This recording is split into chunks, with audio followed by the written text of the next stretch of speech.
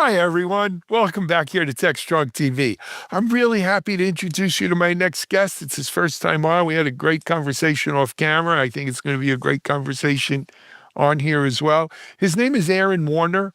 Aaron is the CEO of a company called ProCircular.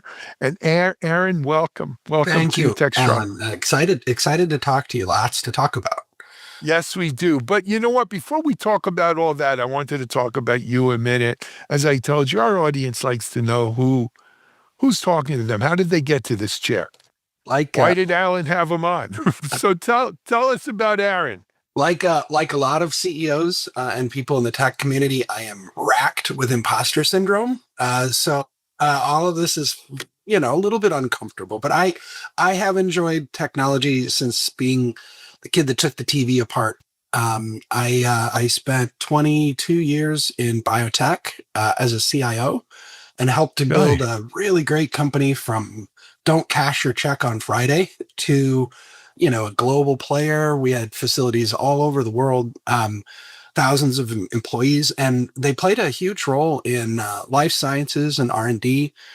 It's an interesting perspective, partially because, like a lot of companies, I started ProCircular out of frustration. 2015, 2016, I could go to any of the big four and get a enterprise risk assessment, and it was like $750,000. And we were doing 180 million in revenue. It's a good firm, right? But just too expensive. And frankly, with the folks that they were sending to me at the time, I'll leave the vendor out, but my team was running circles around these guys. So, 40 something, just finished my MBA. I thought, worst case scenario, if I really screw this up, I can go get a jobby job again. And, Hmm? but I haven't looked back.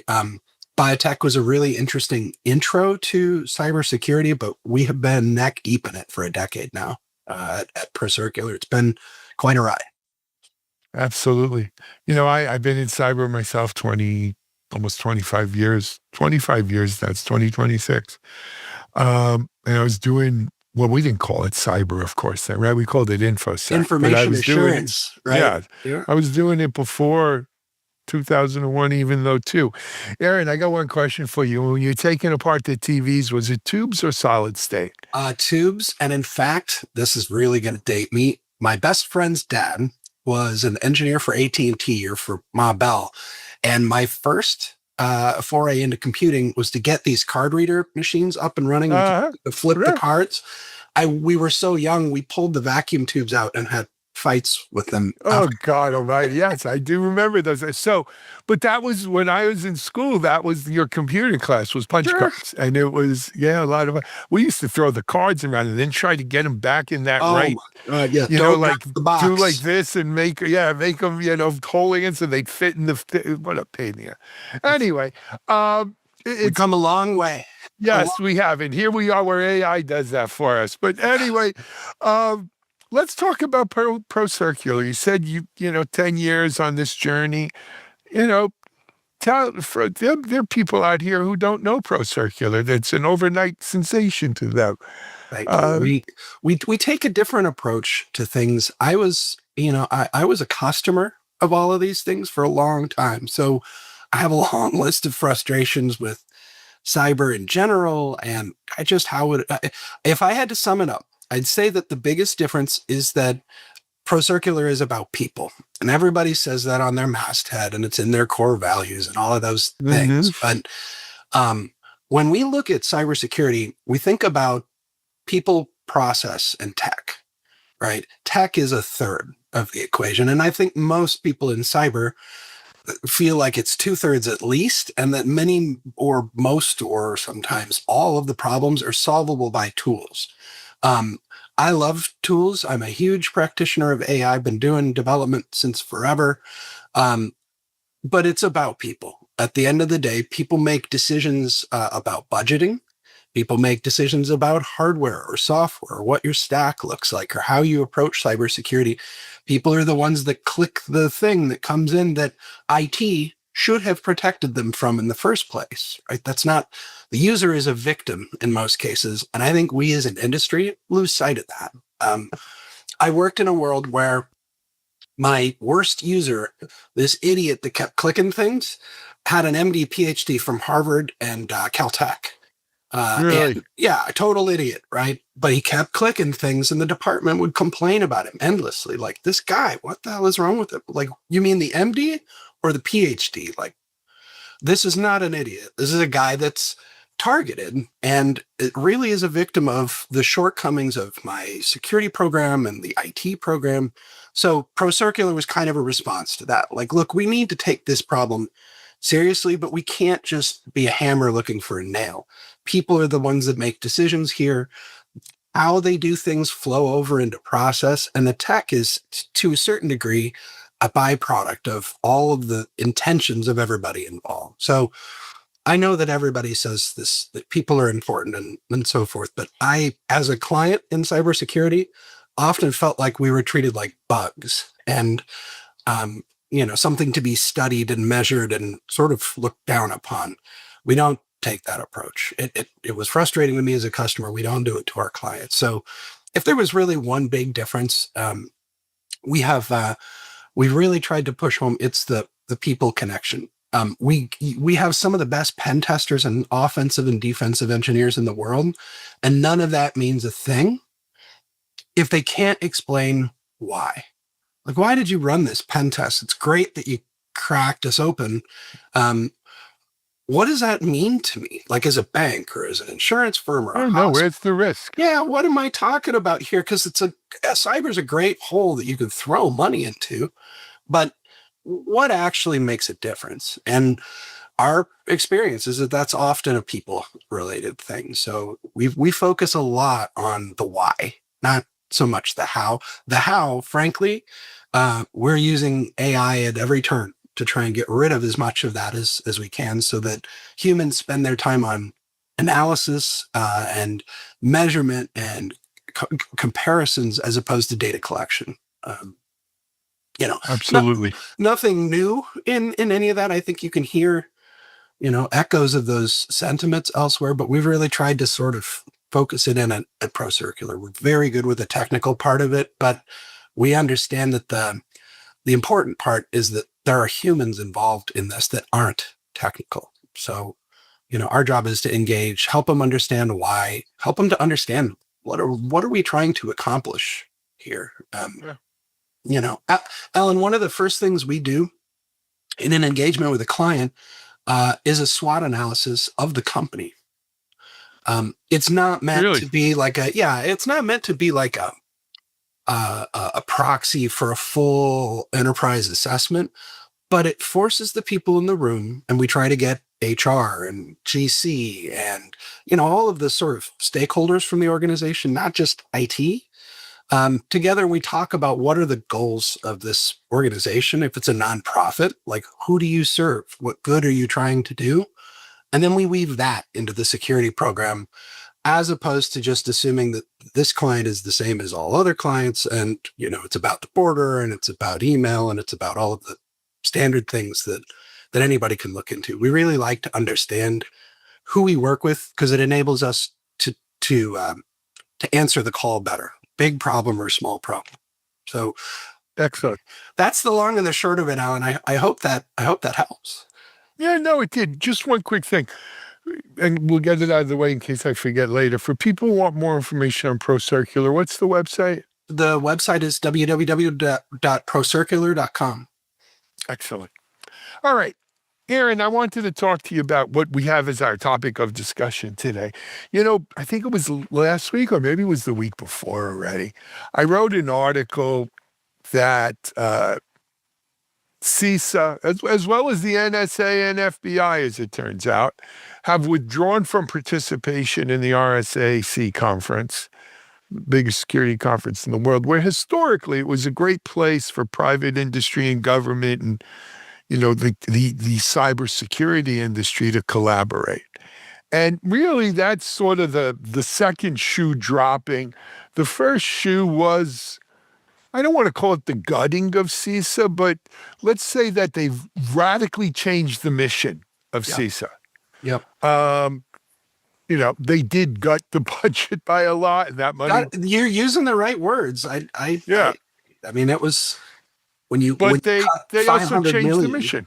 Yeah, absolutely. And but the mission has changed. Where I actually I look. I know Chris Krebs. I never met Jen Easterly, but I admired her, work from afar.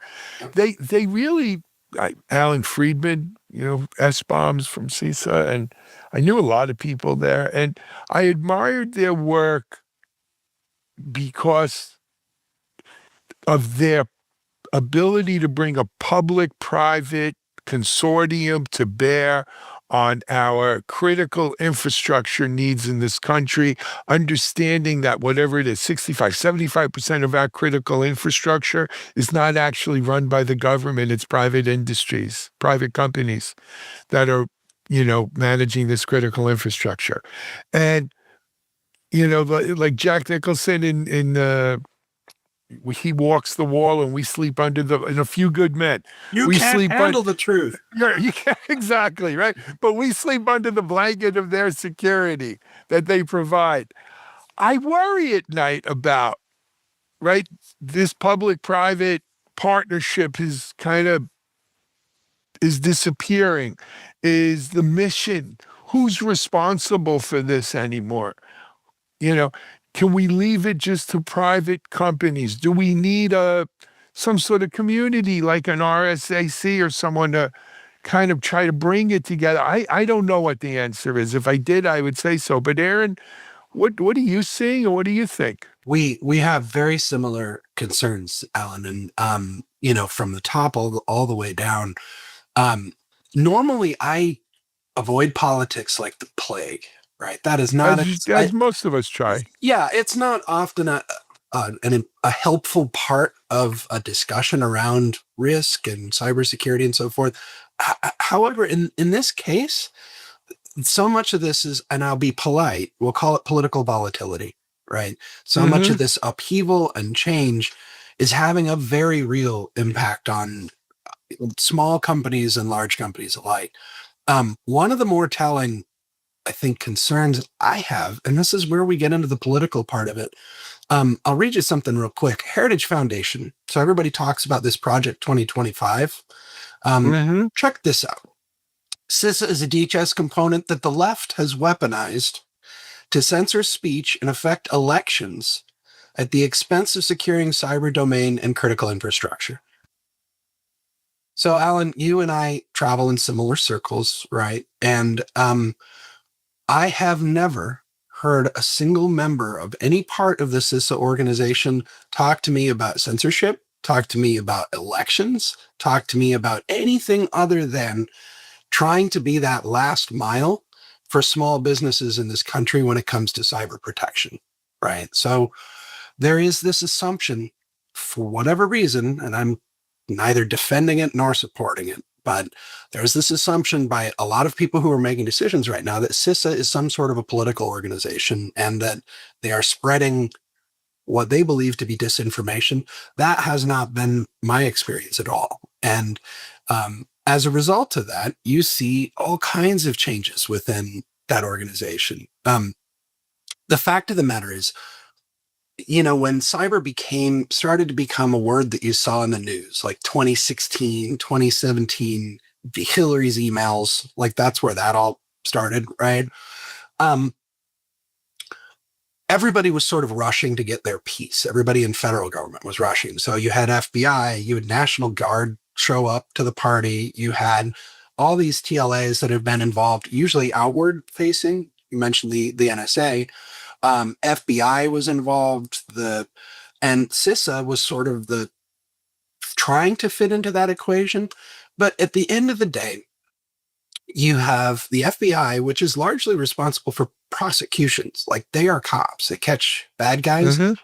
Proactive is not their thing. It never has been, right? And that makes perfect sense.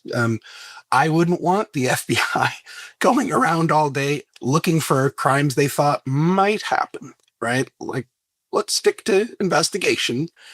National Guard sounds like what it is, which is, critical infrastructure protection but largely around government historically, unless there's a huge disaster. So again, kind of disaster-oriented groups, CISA was going to be, or my conception of it was that CISA was going to be that connection between where private industry protected medium-sized companies and large companies, companies like ProCircular, protect banks and hospitals and all of those folks who have enough revenue that they can afford to do something about it.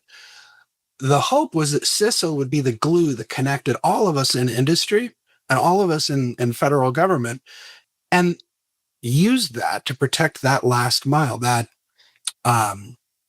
small Walgreens or a corner shop that has 10 employees. Like, those are the guys that are getting killed out there, not Dell. Dell's going to be fine. Amazon's going to be fine. But that plumbing supply company, they're in serious trouble. And they're a threat to the rest of us as well. So Absolutely. The hope was that CISA could be this answer, the federal government's answer to protecting private industry. And it's been completely changed, and it's left a huge vacuum. Like, I don't honestly know who's supposed to fill that in. I'm guessing it's private industry. You would think I'd be excited about that, like as a business guy. But the fact is that some of these organizations, a corner store with 3 or 5 employees, can't afford what we do. My engineers are very, very bright and not cheap.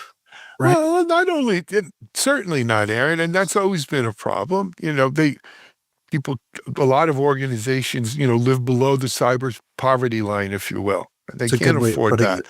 Yes. And but here's the thing. It also goes, I was a poli-sci major in undergrad. And, why do humans form governments?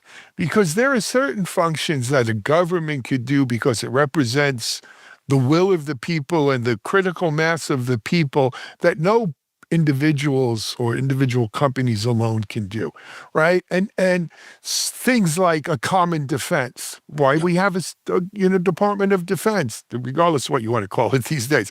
Why we have a Department of Defense? Why do we have, basic government functions? Is because the government, these are the functions that you need something bigger than the individual to do.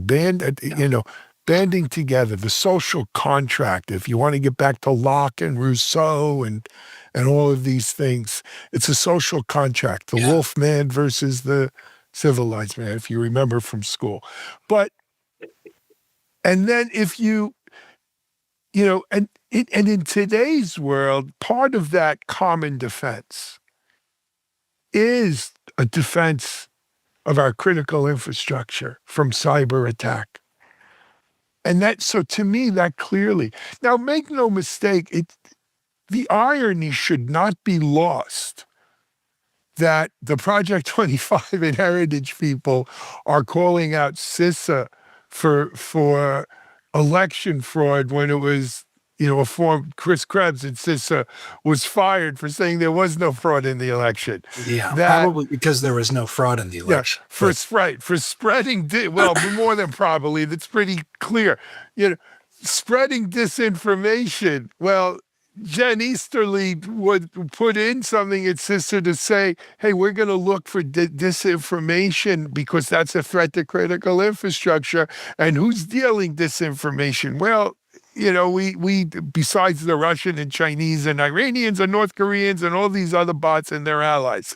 So the irony should not be lost that what they're blaming CISA for was exactly the thing CISA was defending as part of it, right? This is truth speak from 1984 or something. You hit a really important point.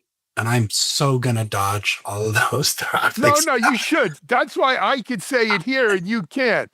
Let me fast forward. We're gonna fast forward.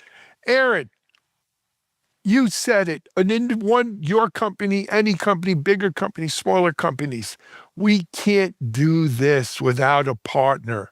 Mm-hmm. In Washington, without a partner at the state levels, perhaps.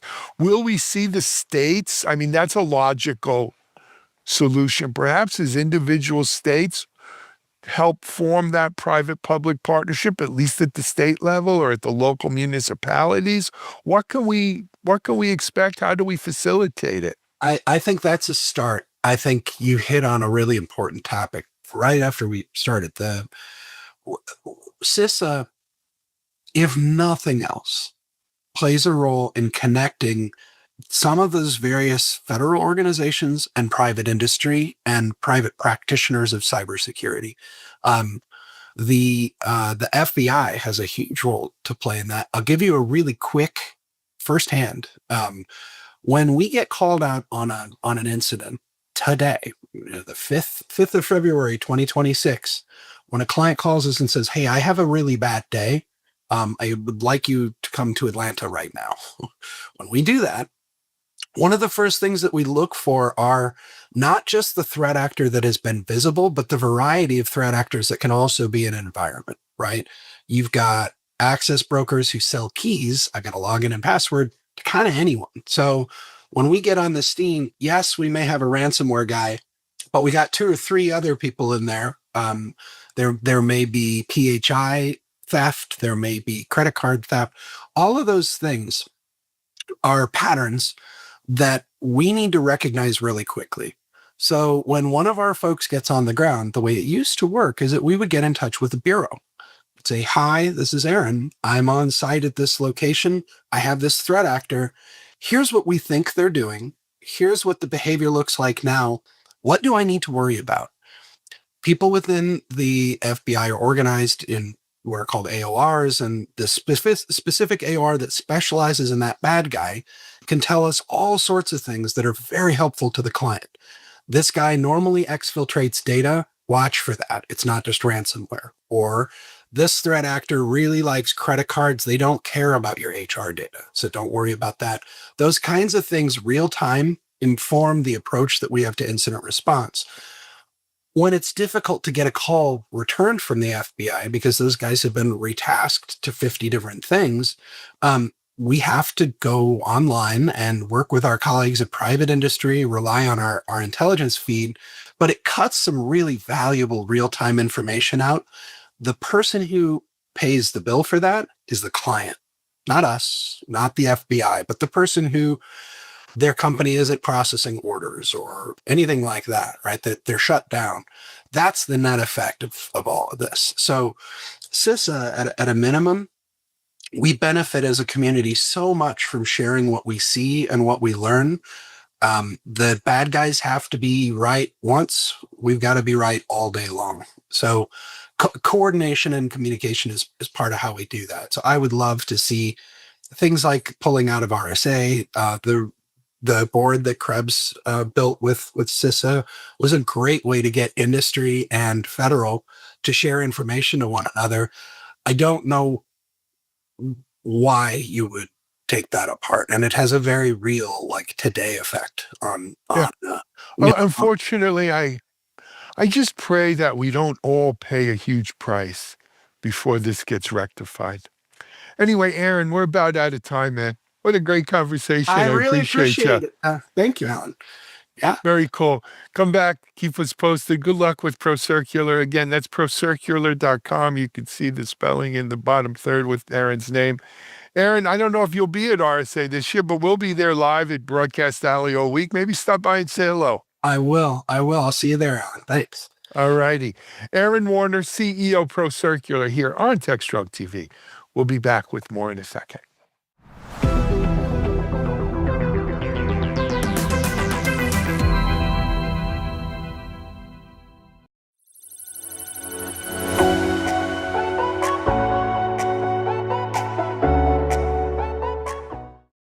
Hello and welcome to the latest edition of the Techstrong.ai Leadership Insights series. I'm your host, Mike Vizera. Today we're with Jeremiah Stone as the CTO for SnapLogic, and we're having a little chat about AI and legacy systems and how we kind of stitch all this stuff together. Jeremiah, welcome to the show.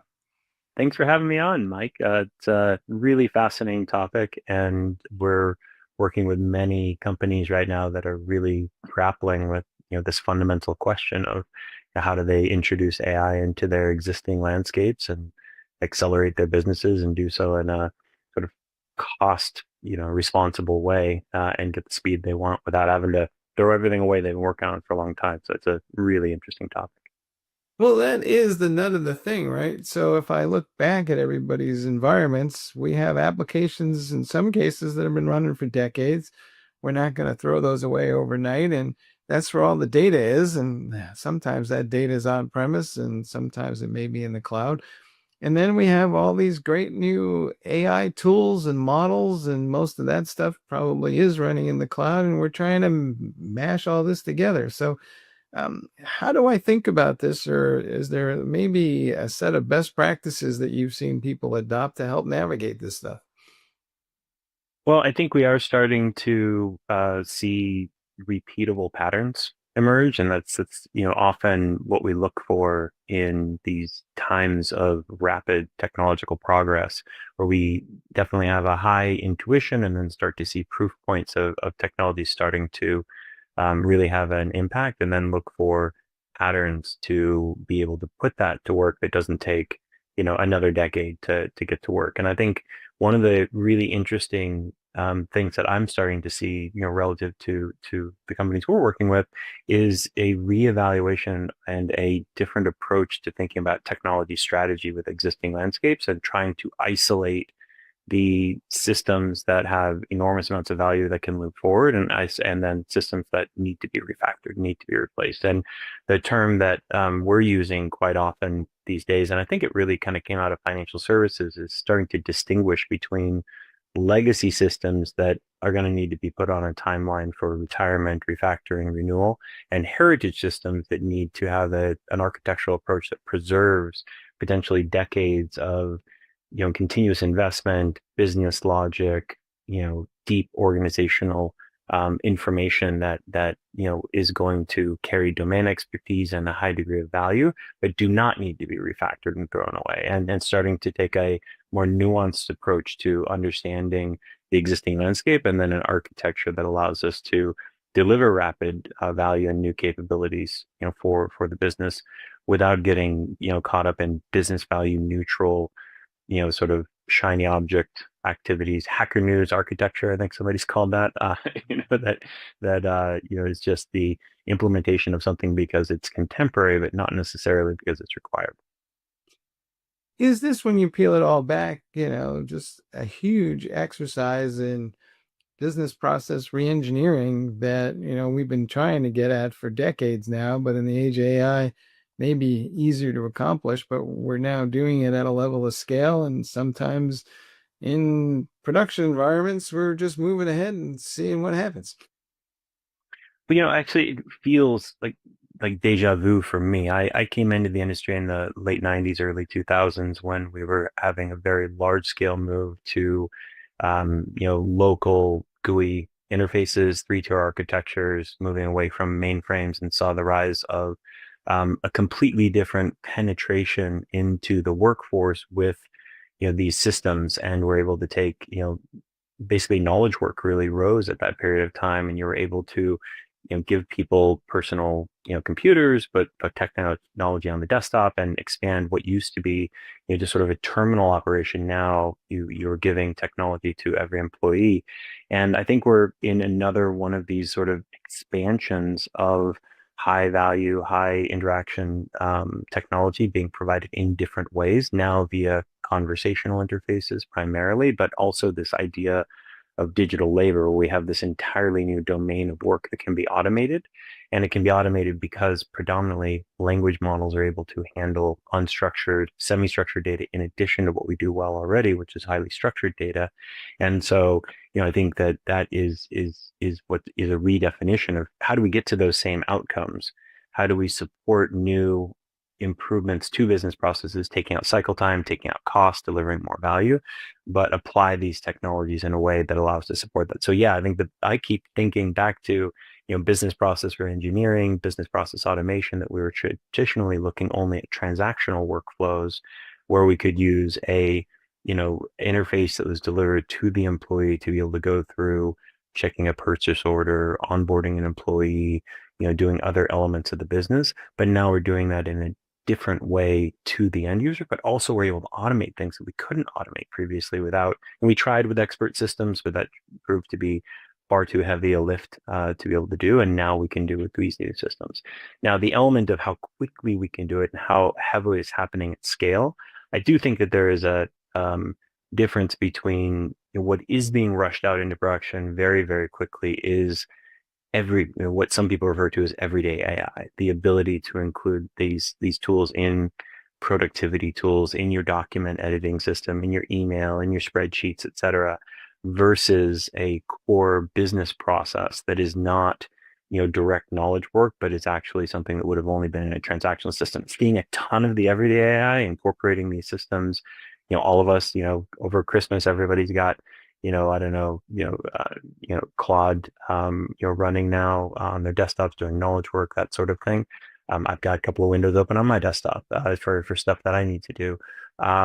But what I'm really starting to see with businesses is now, okay, how do we take these things and now go after those core workflows, maybe create new products, different user experience, different customer experiences, but that has been happening more slowly than the introduction to individual employees. And now we're starting to see these larger, more scalable architectures.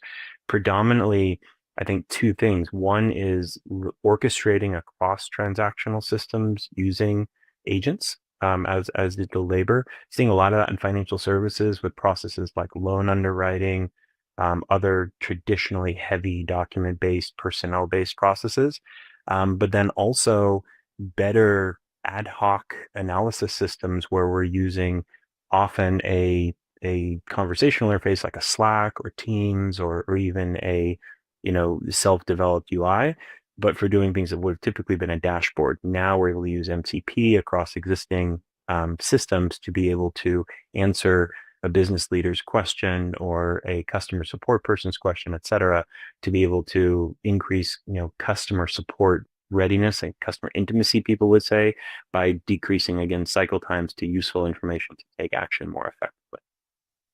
To your point, I think this is maybe occurring in phases.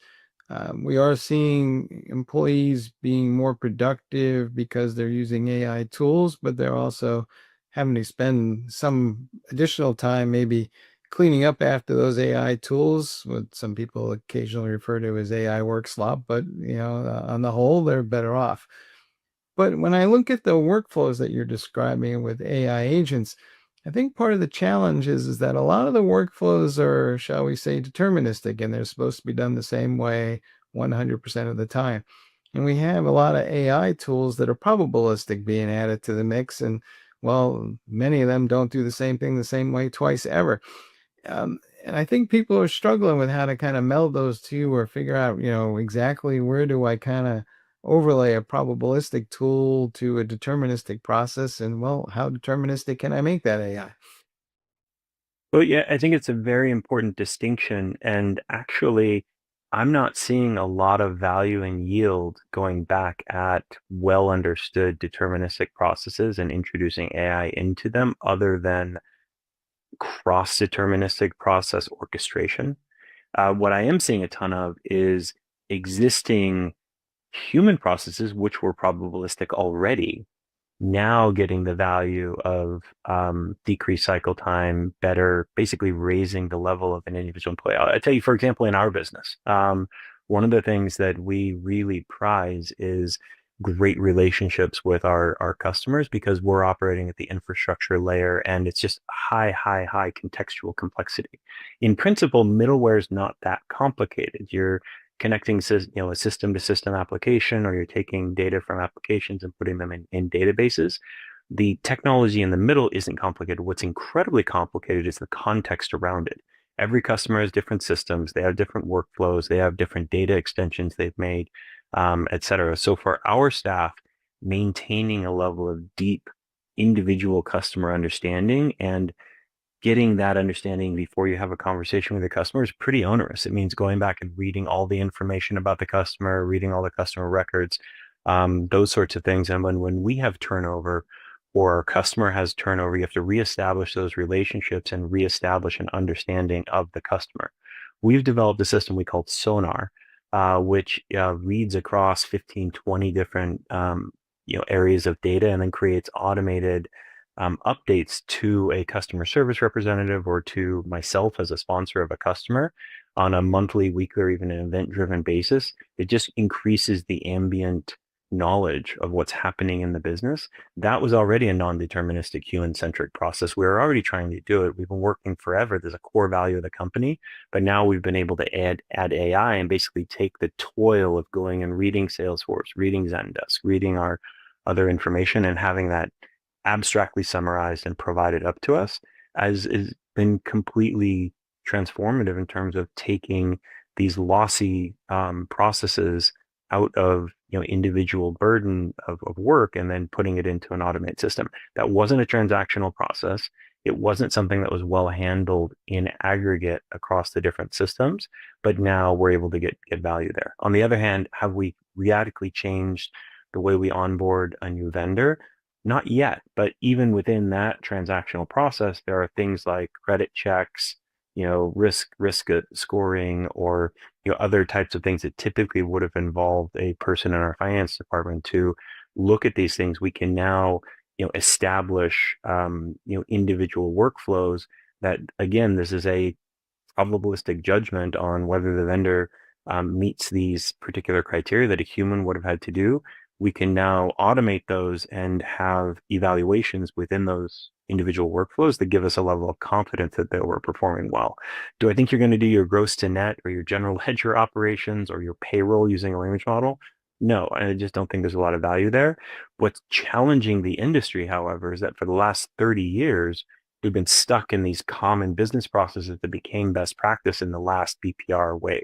And it's almost like we as professionals have to go back and reread the books from the late 90s and early 2000s when we created these processes and apply that same mindset to an entirely new domain of opportunity. I also think that a lot of business leaders thought that if they invested in AI, that they were going to see some massive ROI and there'd be some competitive advantage. But as we get into it, I can't help but start to look around a little bit and figure out that, well, a lot of this stuff is just the new table stakes, right? Everybody's trying to automate the same processes. And so I have to distinguish between an AI investment that I'm going to make just to stay competitive and the one that I might think is actually going to give me some sort of sustainable advantage. But I'm not sure everybody has a firm handle on what those are. I think you're right. I think the table stakes are the efficiency outcomes. So where we can gain more efficiency in processes, where we can run leaner, where we can essentially, instead of looking for a labor cost arbitrage, I think that was table stakes previously. Are you offshoring? Are you nearshoring for certain non-core portions of the business? I heard somebody refer to it as digital shoring. I don't know if that works, but automating using essentially a language model in a loop, an agent to be able to do these things. I think that's table stakes. I think that is where it's just expected in business to be competitive. What I think we really haven't seen a lot of great examples of are new types of services, new types of things that actually increase the top line, that improve the business through new products, new services, different ways of growing the business or creating new value. And I think that's still an area where we're working harder. I do think that there are examples of that underway, and there are folks working on this. But think back to how I would guess predictive analytics really had massive changes, and you think about, I don't know, originally when Uber was just a good idea, it was, could we locate the car, the black car originally, before there were ever individuals involved? Could you predict where the ride demand would be? Create an entirely new industry, a new way of doing things. I think that moment is still to come, for language model based systems where we see things. Where it's really happening right now is in the software development space.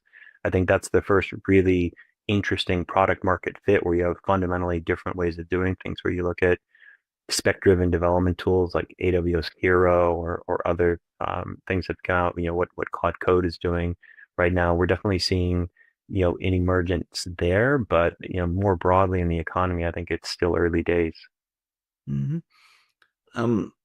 So as we kind of noodle this all for a minute, do you think we will start to see the flattening of organizations because as workflows change maybe my sales and marketing motion is tighter, and maybe my salespeople are creating their own collateral instead of waiting for the marketing department. But that's just one example. But today, the way organizations are structured is around some time-honored things, right? There's sales, marketing, manufacturing, whatever.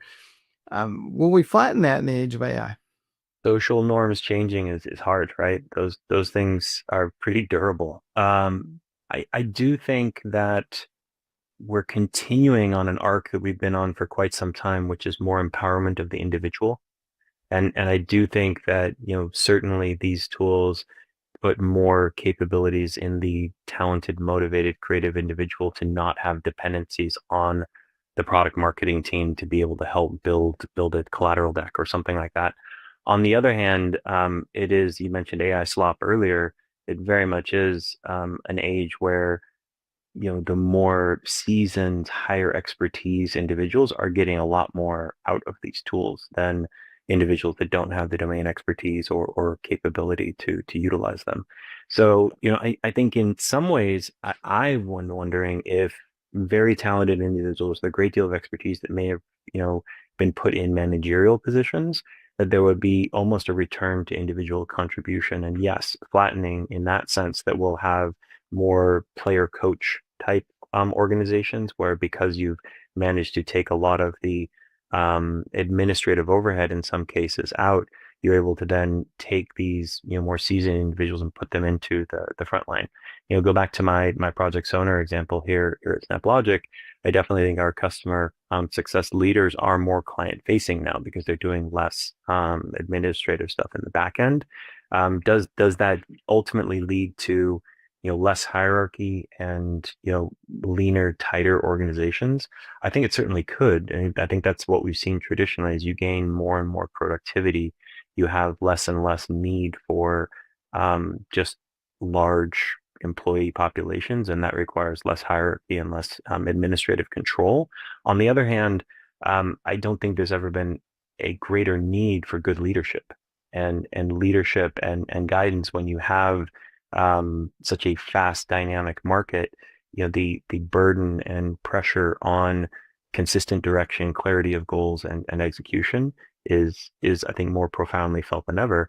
I think that's what we see continuously, is now we're having to improve our processes around corrective action plans, around program management, those sorts of things, because following through and ensuring that the outcome is achieved, these tools don't fix that element of the process. And that's, to a large extent, the responsibility of management, of leadership, is to ensure longer arc delivery and outcomes.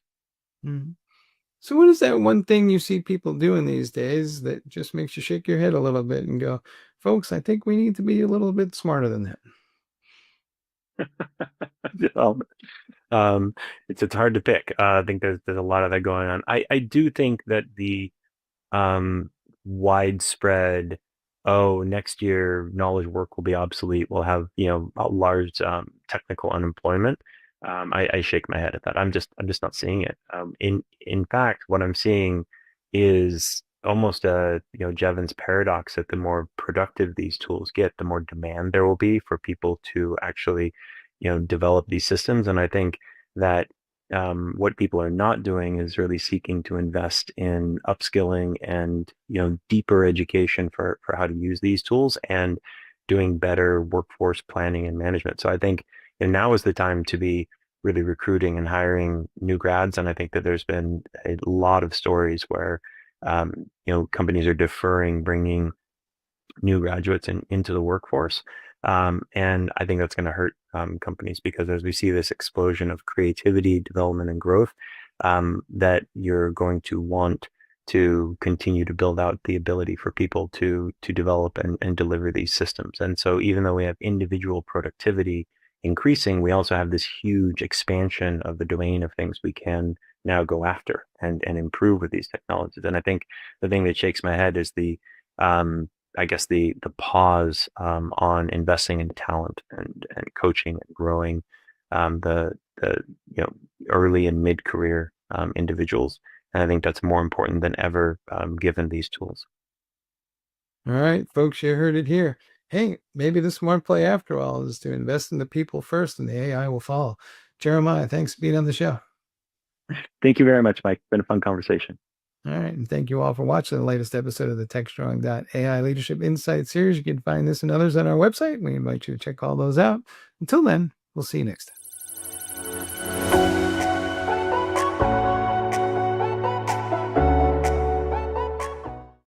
Amazon AI investments again. Versus stops AI leaks. States are not okay with AI. Zscaler dances with Square X. Google API, AI, oh my, oh why. AWS gets hacked in 8 minutes. And we're going to take a closer look at some of the EU AI moves in this week's episode of the Tech Field Day Rundown. Hello, everyone. Welcome to the Tech Field Day Rundown. It is February the 11th, and I am already tired of saying AI. But I wanted to let you all know that it is National Make a Friend Day, but I don't need to do that because you're all my friends. Because you all show up every Wednesday to listen to the rundown that I record with my other good friend, Mr. Alistair Cook. Al, it's good to see you again. It is a pleasure to be here on such a beautiful morning. Yeah, we'll go with that. It's funny because for some people, it's a cold, miserable morning that they need a latte. For others, that it is so hot outside that we wouldn't even think about drinking coffee.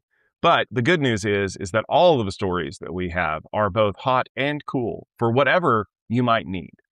And we're going to start off by talking about everybody's favorite subject, hyperscalers, and billions of dollars that they're using to build out for generative AI. Boy, this seems like the never-ending story that will probably eventually end with a small popping noise. For now, though, we chose the AWS news that we've linked in the show notes article to represent all of those billions of dollars that still seem to be committed to building a home for some future AI application, we think, we hope. Are we getting jaded with these announcements, as you could tell by my read-in from the story, or are these still vital investments in the future of AWS's clients' businesses? Time will tell. We don't know. We really don't. At this stage, it is an investment in the future that many of us are very skeptical about. As you can tell, Tom is one of the most skeptical about this. And we've heard these stories so much. It really is getting kind of dull to hear of another $200 billion being spent as part of maybe $500 billion. That's $500 billion of spend amongst the three big cloud vendors that just in 2026. So we've seen announcements that are about 3 years worth of commitment to building things. We've seen announcements that are about huge amounts of power being contracted. This continues to be a big bet that AI is going to be transformative, and specifically generative AI using the tool sets that we currently have is going to be transformative for how people operate their businesses over the next few years. And yeah, it does seem like maybe things are getting overhyped, that maybe we're getting to the point where we covered last week that there'd been a little bit of pushback on Oracle, that they're having trouble borrowing some of these hundreds of billions of dollars that they need for their build out. So maybe there is some challenges going on here. What we have seen is some actual returns, some actual value being delivered by these AI applications. And so quietly what's going on is businesses are actually using AI to generate value. Quite a lot of the time, it's not generative AI. Quite a lot of the time, it's old-fashioned machine learning, or what we refer to as predictive AI. But there are absolutely some use cases where generative AI is providing some real value. We've seen some of that being covered very quietly. It doesn't get nearly as much noise when you actually become profitable or more profitable in your business compared to these hundreds of billions of dollars. So I think, I hope I will have the courage to take a break from bringing any of these massive purchase stories until somebody is spending over $1 trillion on AI. And I know Tom will keep me honest on that one. But in the meantime, I hope to bring you some more stories of businesses that are getting value out of these large spends. Because in the end, nobody's getting value from it. It is going to be quite a loud popping sound when the patience runs out. Versa has added some new capabilities to its universal SASE platform to better detect and protect sensitive data being shared with AI tools. The update improves text analysis and adds OCR to inspect text that's actually in images, like inside some of those terrible PDF documents that are just scanned images. And it uses AI, the tool uses AI to reduce alert noise and improve threat detection. These features help organizations secure their data and manage new AI-related risks without adding separate security tools. I think as we start to see AI in the core of both protection and operation, I think that's a good thing for us, Tom. I think it is. And the reason why it's so valuable is because those policies that you have in place that say don't upload company documents to a public AI repository like Claude or ChatGPT or anything like that. Yeah, do you think those are being followed? Because I have proof that even the head of CISA didn't even follow those and uploaded sensitive government information to a public AI repository. So how are you going to prevent that from happening? Because shadow AI is how we got into this mess in the first place when people started playing around with it. Well, that is a combination of two things. I've already talked in the past about companies that are detecting tokenization and invalidating those tokens, but that's very invasive.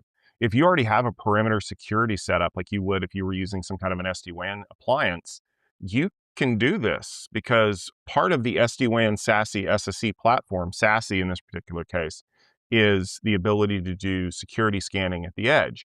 And if you think, oh, well, being able to detect data being uploaded is that new? No, we used to call that data loss prevention or DLP. And in the old days, it was looking for very specific things. It was looking for social security numbers that were being sent in emails. I was looking for credit card numbers that were being sent in the clear text of an email or in an attachment. Again, these are very important things, and we definitely want to stop them. But the game has been upped now for us looking for data that's being uploaded to unauthorized organizations.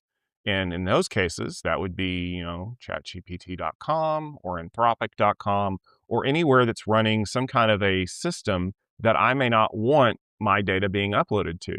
You're probably thinking to yourself, well, that's probably a good idea, but I would never use one of those things. Says the person running Windows 11, because you're probably uploading data to Microsoft's Copilot and you don't even realize it. And that's part of the problem, is that a lot of times these agents are sending data where we may not expect them to be sent. And we saw that from things like Claudebot, Moltbot, OpenClaw, whatever we're calling it this week, where it would actually go out and proactively try to find things that it could be used to do. There was actually a great video that I saw where it was talking about how Moltbot would go out and it would actually try to, say, hey, I want to create an API integration with this insulin pump company to measure your system so that I can send you a text alert whenever your blood sugar gets too low. Well, if the system did that all on its own, that means that there had to be communications and calls and things like that. What if it accidentally sent all your patient information into the cloud or pulled it down and uploaded it someplace you didn't want it to go? Yeah, that's not a HIPAA violation because you're not a provider, but you may not want your medical information being uploaded in places that you don't want it to be. And so by creating these perimeter systems to prevent that data from being uploaded both with your consent or without it, that helps organizations kind of overcome this desire to just feed everything to an AI system and vibe code security breaches, because that's kind of what you're doing. I honestly believe that more people should be taking a very close look at what data is actually being uploaded to these places and probably scream in horror when they realize they really don't want people to find that out. So props to my friends over at Versa for taking a close look at this. I know Kelly Ahuja has been a presenter at Tech Field Day many times, and he has a very unique grasp on the SD-WAN and SASE community. And I'm sure that this is something that a lot of companies have been asking for, and I'm glad that they're delivering it. We're going to take a trip over to New York State because they are the latest state to consider forcing a pause on building all of these new data centers. I don't know if you've heard this or not, but there is a massive build out of said data centers. And the reason for it is, do I even need to say it? AI. That's putting pressure on a range of essential resources. Several states are considering restricting planning permission to prevent increases in power prices, in water demands, and conservation of the land from other productive uses. Many of the loudest voices are concerned about the environmental impact of these new data centers. Now, Al, the question that I have is, are we going to see data centers being built elsewhere? I know we've seen some people that have considered building them under the ocean, and Lord knows that every supervillain is obsessed with building them in space. we know that building them in space is just plain stupid, but building under the sea seemed to work, but nobody's carrying on. So, yeah, we're still going to see these things on land. This pushback in New York is just the latest of a series. There's been wider, other states have been doing this at state level, including Virginia, Georgia, Maryland, and Oklahoma. And then we've also seen this in local communities as well. There have been previous stories that I've read of this being in state hand or in county hands rather than in state hands. The whole point here is that local communities don't really like the idea that there are going to be massive data centers soaking up a lot of the resources that they would otherwise rely on. And power and cooling are a couple of the really big ones. There's some concerns that there aren't enough environmentally sound power sources for these massive build-outs. So yeah, there's some real concerns in a variety of communities spread across the entire country about these data centers being built out, the impact of these data centers on local communities, local resources, and the wider environment. The story is going to continue. I think we'll see more of these stories of people basically saying, not in my backyard.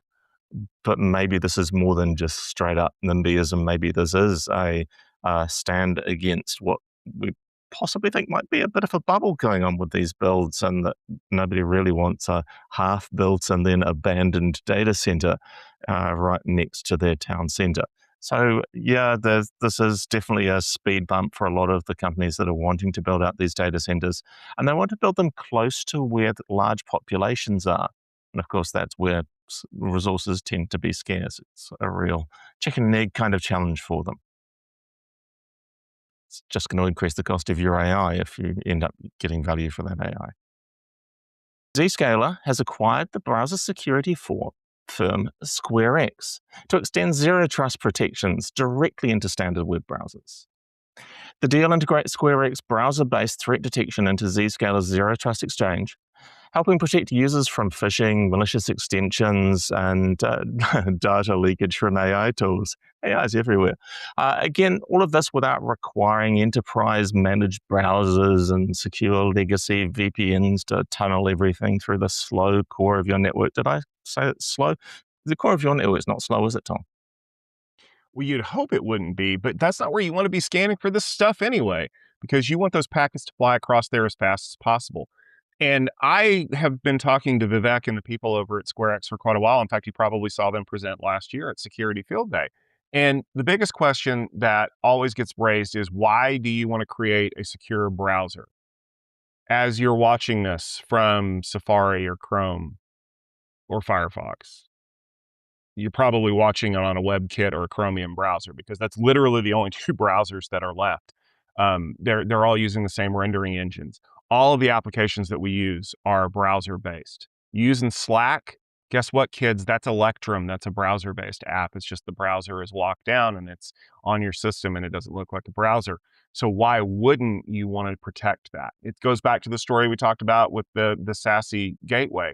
If you know all of your traffic's going through one place, why don't you just scan at that location? And I love the fact that SquareX is like, we're not going to use those stupid VPNs. By the way, if anybody needs to know, like, tunnels are the duct tape of the internet, because if you can't make something work, force it through a tunnel, and then you can do things to it. And they don't want to do that. Instead, what they do is they have an agent that lives inside of a browser, and it enforces security protocols. And when you think about a corporate laptop, that is absolutely perfect, because I'm not going to let you download other stuff, right? If you're supposed to be using Edge, you're going to use Edge. If you're supposed to be using Chrome, you're going to use Chrome. And I think most people are using Chrome. I don't think anybody's using Edge. But what it allows this now to do is to integrate with the rest of the Zscaler platform, right? Because that's Zscaler's thing. They are the SSE king, all of these security services. So it's loaded into your browser with Zscaler's plugins, and now you can do content filtering, you can do redirection, you can do posture assessment, you can do all of that stuff. This was a really good exit from the team over at SquareX. You know how it is, like you create a product and you think to yourself, man, I would love to see this being used in a platform.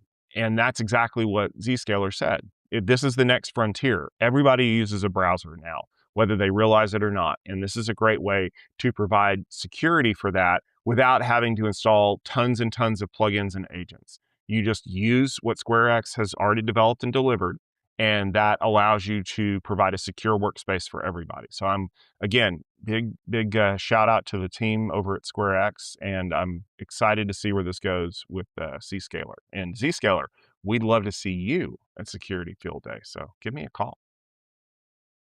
We're going to be talking about our friends over at Google because they have released a new Developer Knowledge API, which allows coding assistants to directly access the latest Google documentation. What, you may not have to Google for it? The new API provides programmatic access to Google documentation rather than relying on the version that was available when the model was originally trained. Does this mean that we're going to see more APIs to provide assistance to assistants doing things so that they have the most current documentation? Yes. Yes, it does. Sweet. And it's awesome. This is the right application of the MCP standard, the standard for allowing one AI tool to gather data out of some other tool, whether it's another AI or in this case, it's a set of documentation. This is absolutely awesome. As background, you're probably aware that large language models take a lot of compute power and a lot of time to build, and they only know about what was in their training data at the time that they were built. So if I'm using a large language model that was built 6 months ago, that's great for working with enterprise software where there probably hasn't been a new version in the last 6 months. So it knows maybe my old version of maybe on-premises installed Word. But cloud services are constantly updating. That's why software companies love delivering things as a software as a service, because they can always have the latest, most secure, most up-to-date version running. And that means that there's a newer version than when your large language model was trained. So your coding assistant is not aware of the changes. This ability to link your coding assistant to Google's canonical source of truth of what the current state of all of their services and the way you interact with them. This is awesome. And we will see more of this. We will see the same kind of capabilities turning up for anywhere that we need to have our code integrate with something that updates reasonably frequently. Myself, I do a bit of embedded development, so working with microcontrollers and having access to the latest information about both the libraries that work with my microcontrollers, but also having my AI coding assistant able to directly access the documentation for the specific microcontroller I'm using now. That will be really beneficial to me. It's one of the reasons I'm looking at using some sort of AI coding assistant, maybe for some of my embedded projects. But it doesn't just have to be documentation. It can also be around the capabilities of every other microservice within your organization. You could have this segregation where the tool that is being used to develop one microservice doesn't read the source code of all of the other microservices. It just has access to an interface to the documentation of their interfaces. If you're building microservices to talk to one another, each microservice should treat the other one like a black box. It shouldn't know what's going on inside it. It should only know what the API is to access. So again, this kind of programmatic access for your AI assistant to know the interfaces, the capabilities that it should interact with is something we will see more and more of. And it will significantly help to make these AI coding assistants better. Whether they're good now or great now, we've had some interesting reports. We've had some great reports about improvements in AI coding assistants over the last 2 years since we've been looking at this kind of space. So they're there, they're creating code, and hopefully tools like these MCP servers to provide access to up-to-date information are going to improve the quality of that code over time. Security researchers at SysTig report that attackers used AI tools to breach a company's AWS environment and gain admin access in under 10 minutes. By exploiting exposed credentials and automating reconnaissance and privilege escalation with a large language model, the attackers rapidly moved through the cloud identities and accessed sensitive services. The incident highlights how AI is accelerating cloud attacks and raising the stakes for credential management and runtime security. AI is making it much easier to attack you when you're bad at IT. Hopefully, you aren't exposing credentials, Tom. Yeah, hopefully I'm not. And hopefully no one else is either. Here's the problem, and this is actually, I recorded this in this week's episode of Security Boulevard. If you're not subscribed, please go do so, securityboulevard.com, and just look for the podcast. If there's one thing that humans are really, really bad at, okay, there's a lot of things that humans are really, really bad at, but one of the things that they think they're actually really good at is math. It turns out, no, you are not. Isaac Newton was good at math because he invented math, some of it. You, average user, are really, really crappy at math, and I'll tell you why. You know how we've always been telling you guys for years and years and years that you need to make your passwords longer and you need to add things like uppercase and lowercase letters? If you actually go out and look right now, if your password is 6 characters long and consists of only numbers, it can be instantly cracked. As in, a single GPU, if you can find one or rent one from the cloud, will instantly crack your password. And realistically speaking, just adding lowercase and uppercase letters would lengthen that to about a month for a single GPU to crack it. You're probably thinking, okay, cool, I've got a month. No, you don't. You know why? Because I can rent 50 GPUs. Do the math. I can crack it in less than a day now because I can parallelize that workload. Now, what if I could rent more than 50? What if I could rent 100? What if I could rent 1,000? You're probably thinking to yourself, well, man, renting 1,000 GPUs is super expensive, isn't it? Uh-huh. You know who has a lot of money? Hacking groups and nation-state backed actors and people who really, really, really want to get in. Now, imagine this. Some company rents a crapload of GPUs from Microsoft and uses it to hack Amazon, or rents a whole bunch of GPUs from Google, or TPUs in Google's case, and uses them to hack Microsoft Azure. Why would they ever want to do that? Well, one thing, you're distributing the workload, and all you're doing is you're running a security scan, right? You're checking the hash value of this password. But realistically, what you're doing is you're parallelizing the workload. If you're my age and Al's age, you might remember a little project called SETI at Home, or maybe even Folding at Home. Remember when we were leveraging every screensaver on the planet to try to find proteins in alien life? That's what we're doing here, except we're doing this at a massive scale and we're making it very, very easy to do. And that's the problem. Again, humans are bad at math. They do not understand that when you double the amount of computing power that's being dedicated to a resource, it's trivially easy to compromise something. 10 minutes, folks. If anything, if there is even the smallest like hole in the armor, it's going to find it and it's going to exploit it instantly. You know how if you've ever seen like any kind of discussion of things like von Neumann machines, or the nanobot gray plague kind of thing, you know that once it hits critical mass, it's the next iteration that causes disaster. So it goes from like a half-life to a full life instantly. And that's our problem. If it took 20 minutes for this to happen, before, it now takes 10, which means the next time it will probably only take 5, because these things get better. They learn, they grow, and these people who are programming them are probably getting better at prompting them on what to look for, right? Look for sensitive secrets that are being held in the wrong spot. Analyze GitHub repos. Pull all the information out that you can. That means you've just got to get better at defending all of your stuff. And yeah, I know I hate to say it, but you're going to have to involve some AI tools to fight fire with fire, because if the AI tools can catch the easy stuff before you let it get out, then that means that the people who are trying to get into your system are going to have a harder time, if only because they don't get to have the easy wins. So we're going to have to do a lot better about this. And that includes the providers. So Amazon, specifically, all my buddies that still work at Amazon, remember how I've been telling you for years that you needed to make S3 buckets private by default? And you know how you finally did that? And I'm taking full credit for that, by the way. Like that's all on me. You should put my name on there.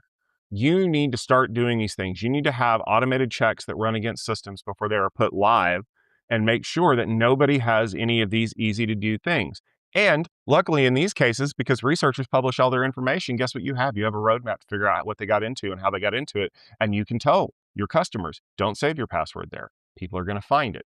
It's the only way we're going to get through this. And I hope that we don't end up with a gray plague of von Neumann machines, because that's going to be terrible. You know what's not terrible, though?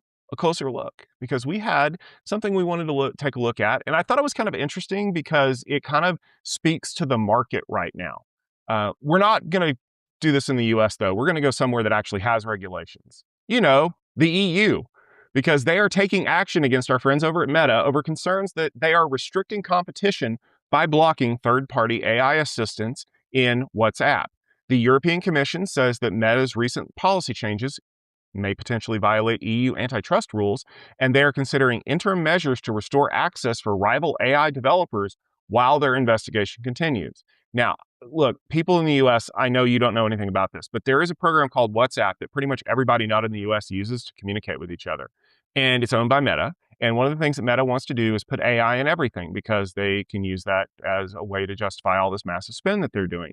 But one of the problems is that if Meta only wants to put their AI models in WhatsApp and other companies are like, but we want to do that too. And if Meta restricts that, something monopoly, something antitrust, again, a foreign concept to most people who live in the US, but I want to get the perspective of someone who doesn't live in the US. Al, do you think that the EU is onto something here by saying, no, if you want to put AI in these tools, you have to let everybody put AI in these tools? Well, I think the key thing that's gone on here is that there has been a change in Meta's rules. So last October, 15th of October, Meta announced an update to their business solution terms. So not just the general Meta, but Meta Business Solutions terms. And it effectively means that the only AI assistant available in WhatsApp is Meta's Meta AI. And that's as of the 15th of January. So this has been in play for a couple of weeks now. Looking at the EU, the European Commission site, their objection is that, this is a change to what you allowed to block competitors. It's not that there've never been competitors providing AI assistance in WhatsApp. You're now actively blocking those competitors. Well, that's very clearly an anti-competitive move. And I think it would be a very different status if there had never been any way to have a different AI assistant inside WhatsApp. And yes, for those of you who live in the US or live entirely in an Apple kind of space where you can use iMessage to message people over the internet, WhatsApp is that equivalent for people who don't use exclusively iPhones, who are using, in particular, I used WhatsApp a lot when I was traveling to the US with my, to the US and to Europe with my Android device, because it was the easiest way to message anybody I knew without having to work out which country I was actually making the call from. I just needed an internet connection. WhatsApp absolutely is incredibly useful. And I'm kind of relieved that it's owned by Meta rather than some shady organization from some shady other country. However, this kind of behavior, it sits along with what we'd expect from Meta.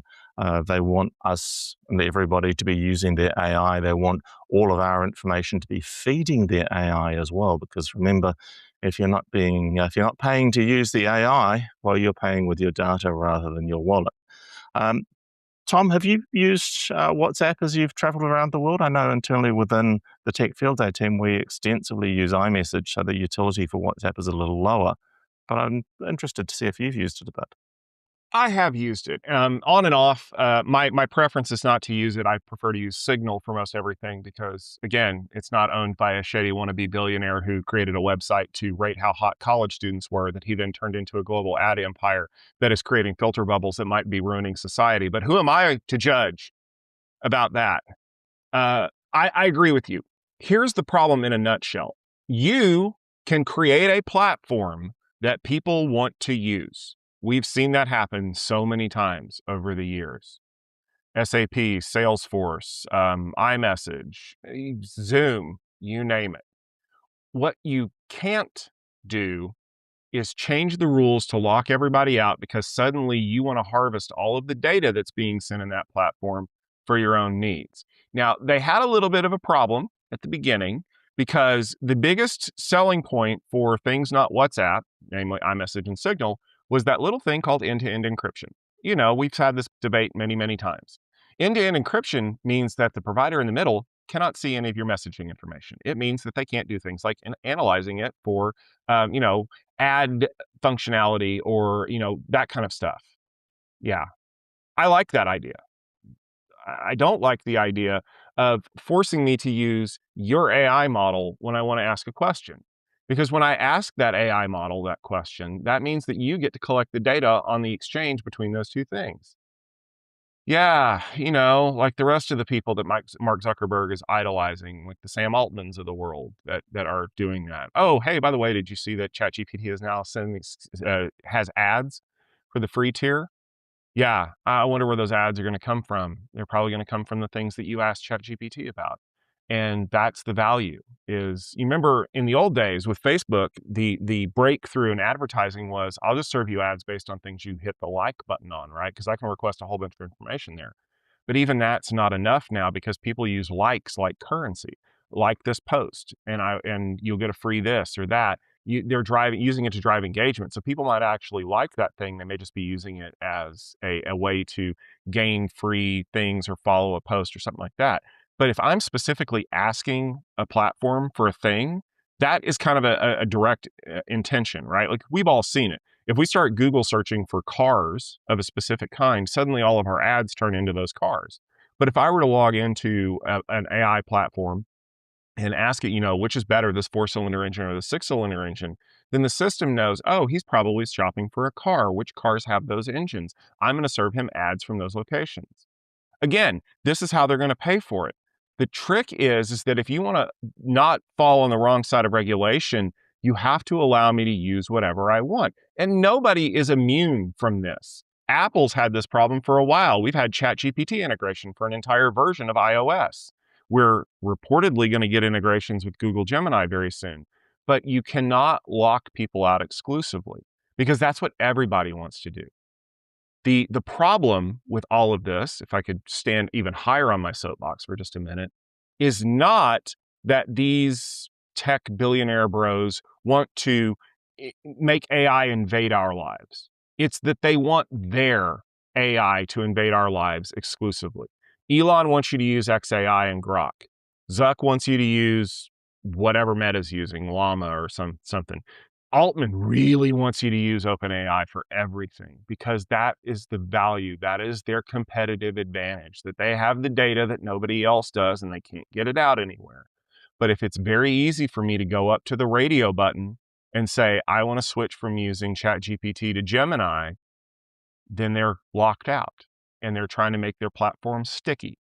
And I hate to say it, because again, this is a little bit of the political step on the soapbox. It appears that the people in the places where these things are being built don't seem to care. And so we once again rely on the EU, who actually seem to give a damn about regulations and fairness, to say, nope, that's not going to fly. And they're going to institute these things. And by the way, the reason why the EU doing it, why it feels like it means more, is because they don't just fine you a few $1 million as a way to say, look, we are going to slap you on the wrists. They're fining them a percentage of their annual revenue. They really make it hurt, which means people really don't want to do that. And one of the things that we're starting to find out is it turns out that EU regulations actually have a lot to do with making things better. If you don't believe me, think about GDPR and look at CCPA, which was instituted in California, which is very much closely related to GDPR.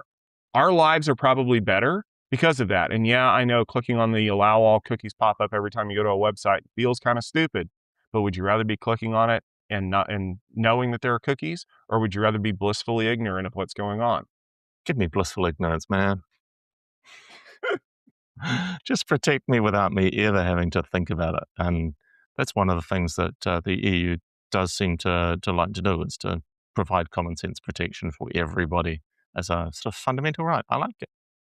Something else I really like is Tech Field Day events, and I'll be back in the US for Cloud Field Day 25 on the 11th and 12th of March. Have a great time there. The delegate panel and the sponsor panels are both building up beautifully, and stay in touch with us. Keep an eye out on the Tech Field Day website as we update who all is going to be joining us there.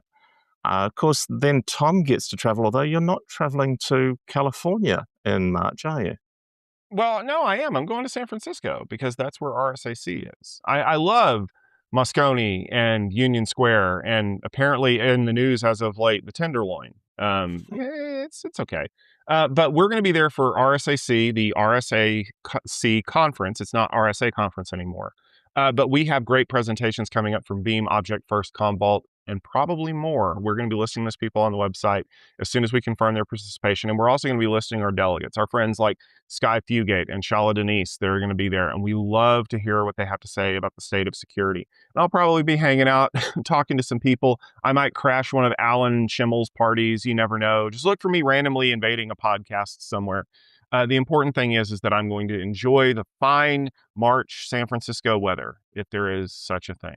And then I'm going to take a couple of weeks off for break, and then I'm going to come back once again to Silicon Valley because we're going to be talking about networking field day. This is going to be big. 3 days, April 8th, 9th, and 10th. We have some great conversations that are going to be going on. You can see a list of the people who are going to be there, presenters and delegates, on techfieldday.com. Just click on the link for Networking Field Day. And by the way, that's Networking Field Day 40. XL, baby. We hit it. We are going to have to start using Roman numerals. It's going to be wonderful. And then we're going to have to start doing it in hex because, we need to preserve as much space as we can. What you also need to preserve is time on your calendar every Wednesday because that was when you get to watch the Tech Field Day rundown. We're going to publish those episodes on YouTube. We're going to put them up in your favorite podcast application of choice. And we're also going to put the show notes up so you can check out the stories that we link to and read those. The rundown is also streamed on Techstrong TV if that is your preferred place to watch it. And don't forget that Al and I also spend a lot of time on other Techstrong and Futurum Group properties like the Security Boulevard podcast or the Tech Field Day podcast. We're going to be back next Wednesday to talk about all of the IT news of the week that was, and we get to show off our Valentine's Day presents if they're cool. Until then, for myself, Tom Hollingsworth, and Alistair Cook, and as well as all of the people who bring you the Tech Field Day rundown, thanks for tuning in. We sincerely appreciate it, and we'll be back next week.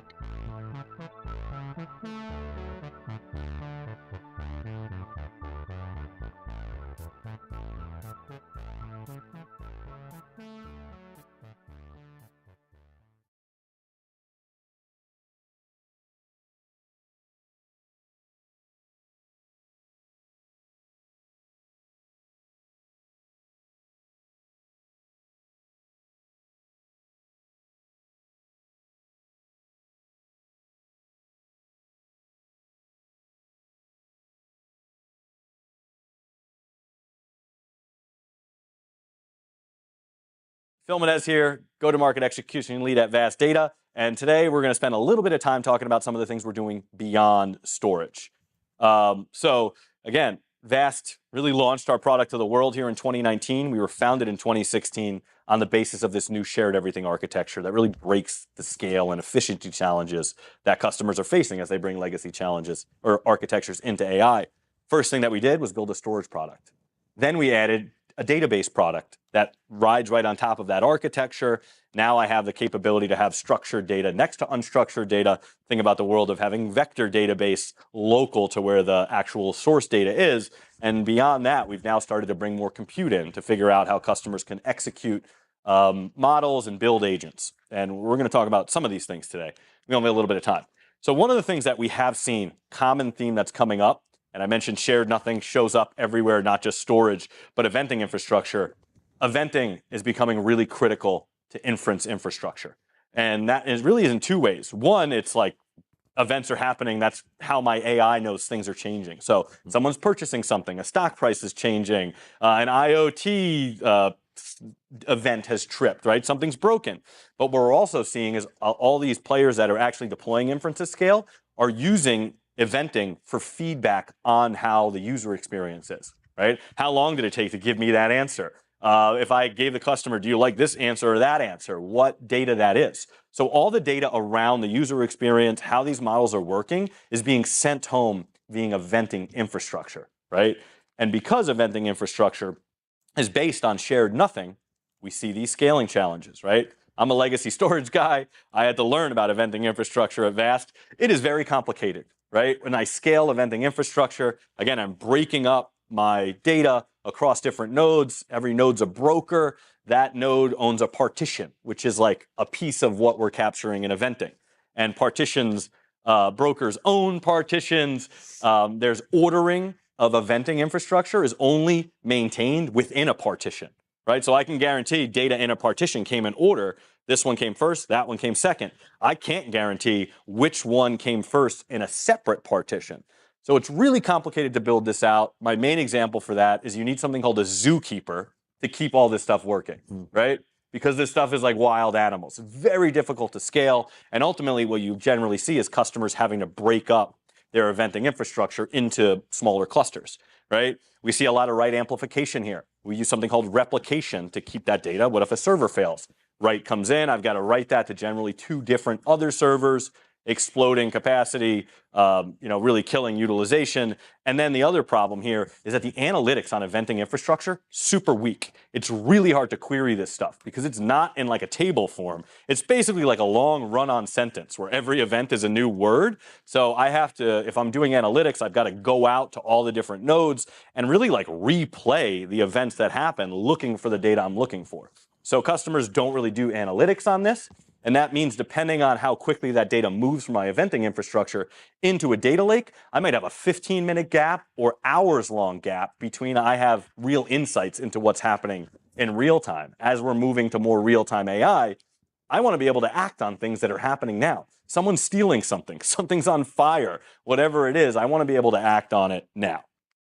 So the shared nothing architecture not only solves the scaling challenges of storage, also solves the scaling challenges of eventing infrastructure because I now have this parallel architecture. I have the compute layer, right? Everything that lands in the system is ACID, right? So we will tell you what order everything came in across partitions. We don't have to worry about any of that. We have NVMe parallel access to every single device in the system. That means I don't have to worry about any of that ownership ordering.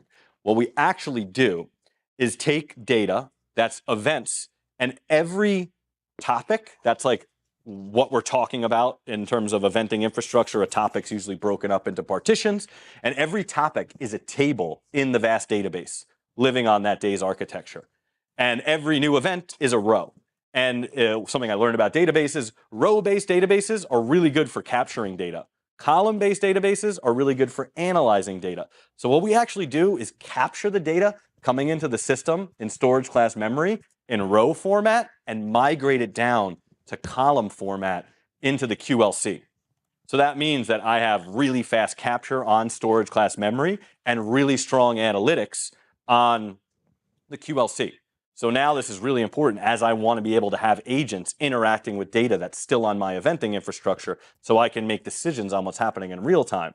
But we're also seeing customers love this for more traditional data analytics workloads that have eventing infrastructure. I can't get any insights from it. I've got to move that to a data lake, move that to a data warehouse. Phil, yep. The challenge with events and brokerage and things, it's quite high throughput activities, and you're building a row relational database out of it and then moving it to a column and database.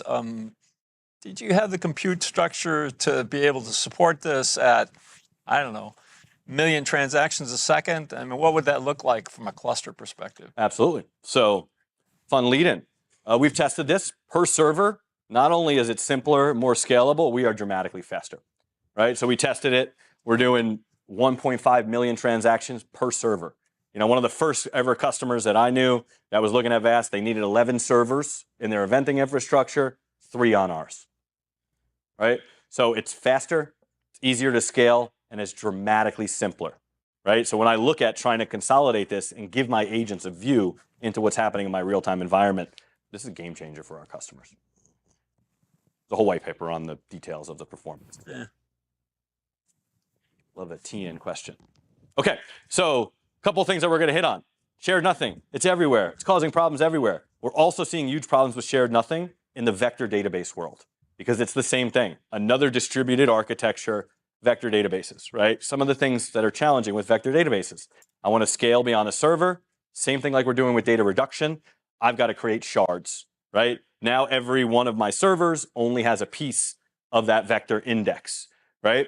These are very memory bound. Generally speaking, when you're building vector databases, you're trying to get all the activity in the database to happen in memory. So I either need to scale more servers, right, which adds more complexity, or beef up the server's memory footprint. We've seen customers with like 10 terabytes of memory in a server trying to squeeze as many vectors that they can into one server. And then another real problem here is that inserts and updates very, very slow, right? The data structures that make it easy to search vectors make it really difficult to add new ones because I've got to like understand how do you relate to what's already in the system. I want to make sure that you actually do some clustering. So data that looks the same, you're trying to keep it close together so I don't have to go really far apart to find things that are close together. So that's some big scale challenges. We see more of the scale challenges as customers do more data, or get into more rich types of media. I want to do AI and inference on video instead of documents, right? So we do see customers and they're like, our vector databases are working fine. But something that we've realized, if all you're doing is like PDF search, you're not going to create that many vectors. So here's a real example. Customer, 600 million documents, 600 terabytes of storage. It's like 4 billion vectors, right? It's not that meaningful. If I looked at, a blue chip enterprise with 100 petabytes of data, I want to vectorize the whole thing, 43 trillion vectors, right? That's a lot of different vector databases that I'm going to have to shard up and move around. And my data is very fragmented. I have to build a lot of intelligence on top of that to make sure that my AI can get to the right index that's going to have the data that I'm looking for. So we now have a vector database built on the DAYS architecture that solves a bunch of these scaling problems. So one, we're able to get to trillions of vectors, right? So I can store a ton of data and consolidate without worrying about sharding and breaking up my databases, one giant vector database. We did a really cool smart cities project. That customer had 52 different shards of their vector database, one on VAST, right? They really couldn't get it to work. Vector search scalability, again, a lot of times these struggle with search at scale. As I add more, I'm constantly trying to move data around, keeping things that I expect people will ask about right next to each other. That becomes harder and harder and harder as the system scales. Insert scalability. The fact that we can do real-time performance at scale into that storage class memory means that we can do rapid inserts. Generally speaking, that's one of the biggest areas where we see vector databases tip over. I want an agent to watch a video feed. And while that video feed's coming in, I need to be embedding it and chunking it up and storing new vectors. That in-memory model does not work for that. It just tips over. Pretty much everyone gets to video, everything falls over. PDF's fine, video bad on legacy vector databases. And another problem is around security. And this is something really cool. Like, why are we not just all these different products? It's one product. Because we can actually take the same permission structure and apply it from the document, image, video that you've given us to the vector that's created based on that video, right? So it's really easy to say, like, I can access a document and Scott can't, right? That's kind of, enterprises have figured that out. But what they didn't figure out was, how do I make it so my large language model won't answer a question about that document for me if I don't have access to it? That's hard. The first time we saw happen when enterprises started dropping everything into large language models, everyone started asking questions about stuff they weren't supposed to know, right? Like, how much does my CEO make? Where does he live? It's like, all right, man, maybe we got to shut that down. So how do we put that in place and make sure if the permission of a piece of data changes, that the permission of the vector changes? And we can do that with VAST because I apply a common data set of permissions across tables, objects, files, right? And I know we're really running on time. Something that we can also do, we haven't talked about, our data engine, that I can also create data-driven workflows on VAST. So as a video comes in, I recognize it's a video, I launch the embedding process for a video, and I store those vectors back into the VAST database. So I know I'm at time. There's other things I wanted to cover, but we won't hit on. But we do have our first user conference coming up at the end of next month, February 24th in Salt Lake City. We're going to have a bunch of announcements, a bunch of great customers there. So if you want to learn more, it's definitely a great place to tune in on what's happening with VAST and what's going forward.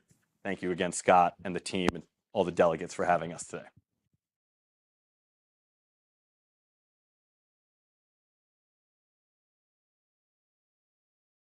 Oh, good morning, everybody. My name is Scott Shadley. I'm a Director of Leadership Narrative and Evangelist for Solidigm. And just in case you're wondering why I have such a long title, I decided to get paid by the letters in my title. So it helps with the whole process of upping my annual income. And alongside me today is Phil Menez. I said that right? Menez, thank you. Go-to-market execution lead at Vast Data. So we're going to split this up a little bit for you guys today. He's going to step off for a bit. We're going to give you the look and feel of the world from a storage provider, i.e. hardware, and then we're going to bring Phil up and give you a great rundown of how software and hardware work well together in the ecosystem. So looking forward to talking to you guys soon. Alrighty. So we wanted to talk to you today a little bit. It's the beginning of the year. There's lots of fun things going on in 2026. We're going to talk about the market, some drives, because, you know, that's what I make, the cooling effect of what's going on in the world, and also a little bit about a lab that we might have spun up at Solidigm as well. But before we get into it, I wanted to kind of give an analogy and kind of wake up the room. It's 8 o'clock on a Friday, day 3. We got to have some fun. So feeding the data requirements. How can we talk about storage in a fun, different, and sugar-filled way because I have a sugar problem? So we have this really cool feature known as the glazed donut. If you look at it, it has some very interesting things about it, but there's always this problem with the hole. And the hole and the look of this, to me, says hard drive. And it spins and it has a certain feature. And there's a gap you have to cross with some data processing and things like that. And if you put everything in the same shape and design of a glazed donut, it's always going to take like a glazed donut. So SSDs have spent decades following the hard drive mantra. But we've decided to have some fun now in the ecosystem. And now we've brought in the Maple Bar. Kind of looks like the form factor of certain drives that now exist in the marketplace, E1S, E3, things like that. We broke the mold of going round.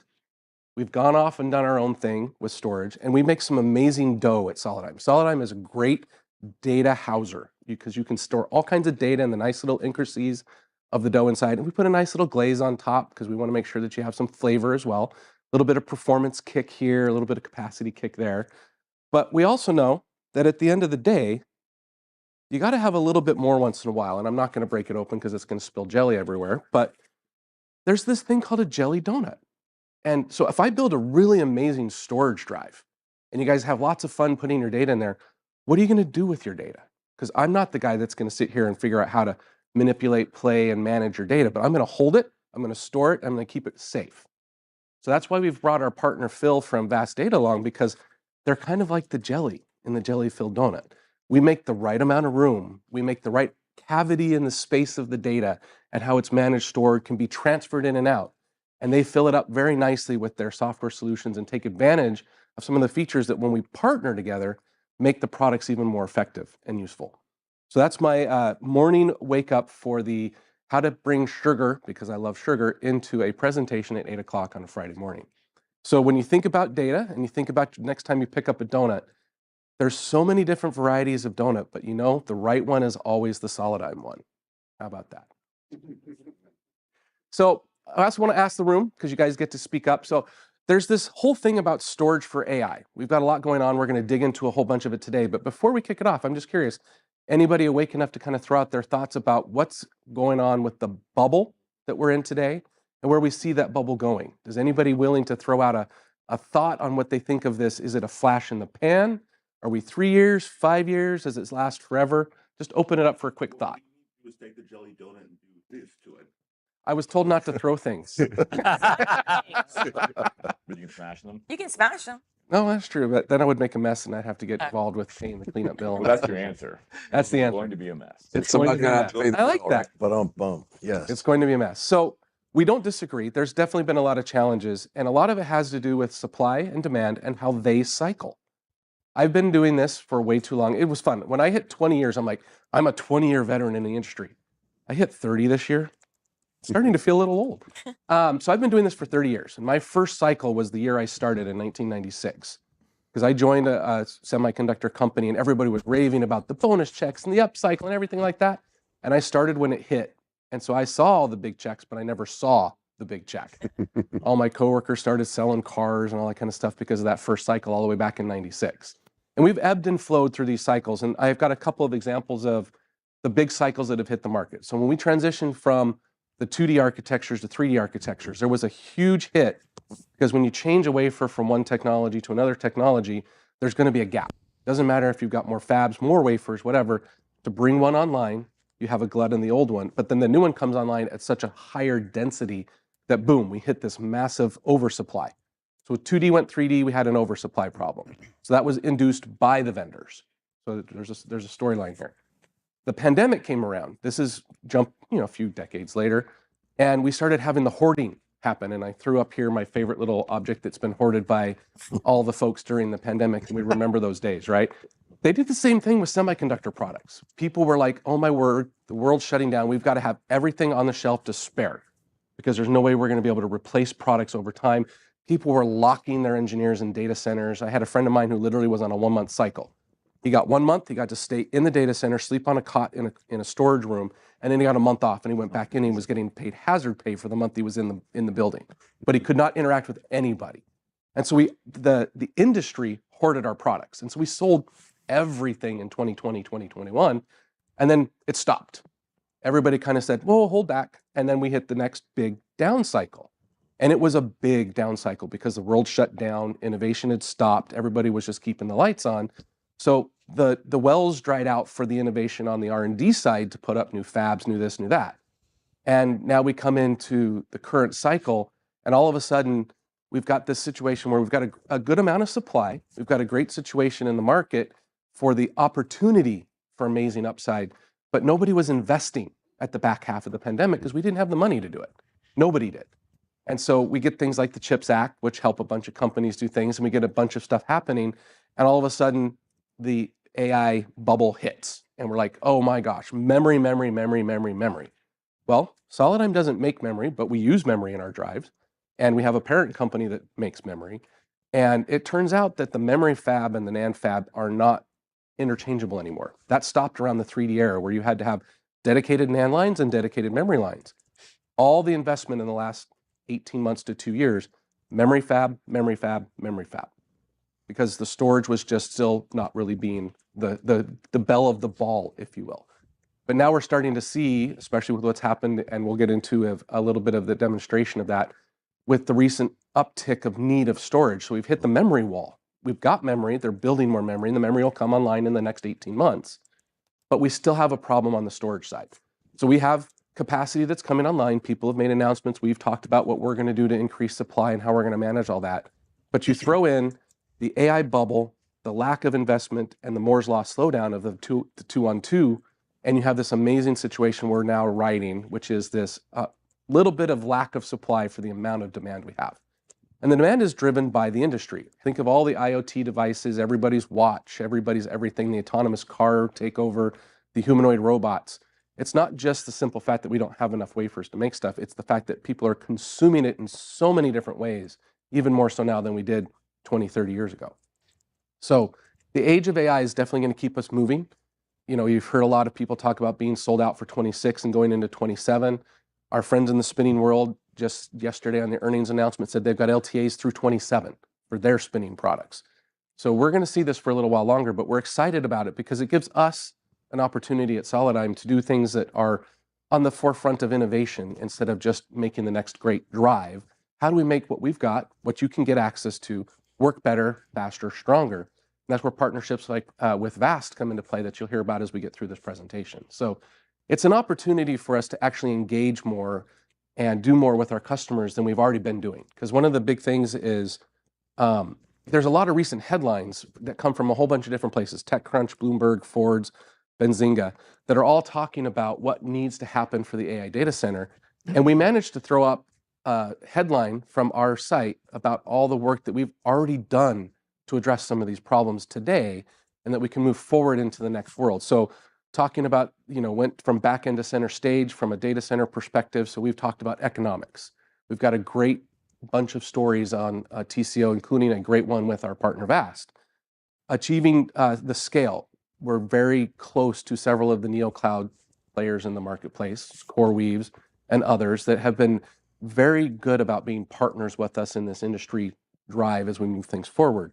And then, the market that never existed, we'll get a little bit more into that, but Jensen at CES made this comment that storage is now important. And I think everybody at Solidigm kind of took a, fall off the chair moment and said, yay, somebody finally talks about storage. So, but the idea is we've been thinking about this from day one. We've always been that. We've talked about it. We were here at Field Day 2, AI Infrastructure Field Day 2, talking about the AI cycle, how we impact it, how we work with it. It's not about building a PCIe Gen 6 drive that operates at 7 gigabytes per second and 200 million IOPS. It's about how do you use that product in a system and make it most effective for the customer. And that's what we spend most of our time at Solidigm doing, is focusing on this concept of how to drive customer success with the portfolio of products that they need, not necessarily the big shiny object in the room. So this is the one product pitch slide I have for you in the entire presentation. And you can see we've basically got two categories of products for people to consume from a performance perspective and a capacity perspective. Performance, our flagship product here is the PS1010. I've highlighted it because we're going to talk about it a little bit more in the deck with some of the stuff we're doing around our cooling infrastructure. And of course, the P5336 is our belle of the ball. It's the 122 drive. If you were lucky enough to join us last year at the second field day, you all received your own personal version of a 122. Unfortunately, it was Legos, but you did receive one. But some of the metrics around that. So high capacity is a thing that a lot of people were like, we're never going to see it. We're never going to be able to ship it because it's, it's just too big. It's just too expensive. But at the same point in time, you can see the metrics here. 4 and 5 exabytes of a high capacity drive in 2025 were sold by Solidigm. 3060 122. 1 and 2 exabytes of anything over 30 terabytes was shipped by Solidigm in the market. And we had 100% of the 122 market in 25. So a lot of people talk about delivering a product, and a lot of people talk about, look at my pretty little object, and some announcements were made last August to FMS. But we're out the door shipping it, delivering this product, and you'll hear how it's being consumed by my co-presenter Phil a little bit later on. So we don't just build a product to build a product. We build a product that customers want to consume. Because if you look at the market and the mix, PCIe Gen 3, 4, 5, and we've got these pretty graphs in our marketing decks that we can send out if you guys are interested to show the transitions of who's consuming what form factor, what generation of PCIe, what capacity. We track it all, and we make sure that we're always in the sweet spot. Our products and our solutions are always going to be where people can get them, use them, and deploy them effectively. And at some point, the TCO has to work out too, the cost structure. So when we were here last time, I talked to you guys a little bit about liquid cooling, and I brought a cool little display. That display is currently running around at many different places and actually getting in the process of being deployed. But we thought about this and we said, you know what? Cooling has 3 aspects. First of all, we got the fans. Everybody knows the fans. We hear some fans in the room from the projector, things like that. Everything was cooled by a fan. And that dictated, very much like the round circle of storage, a specific form factor and deployment model for customer server solutions.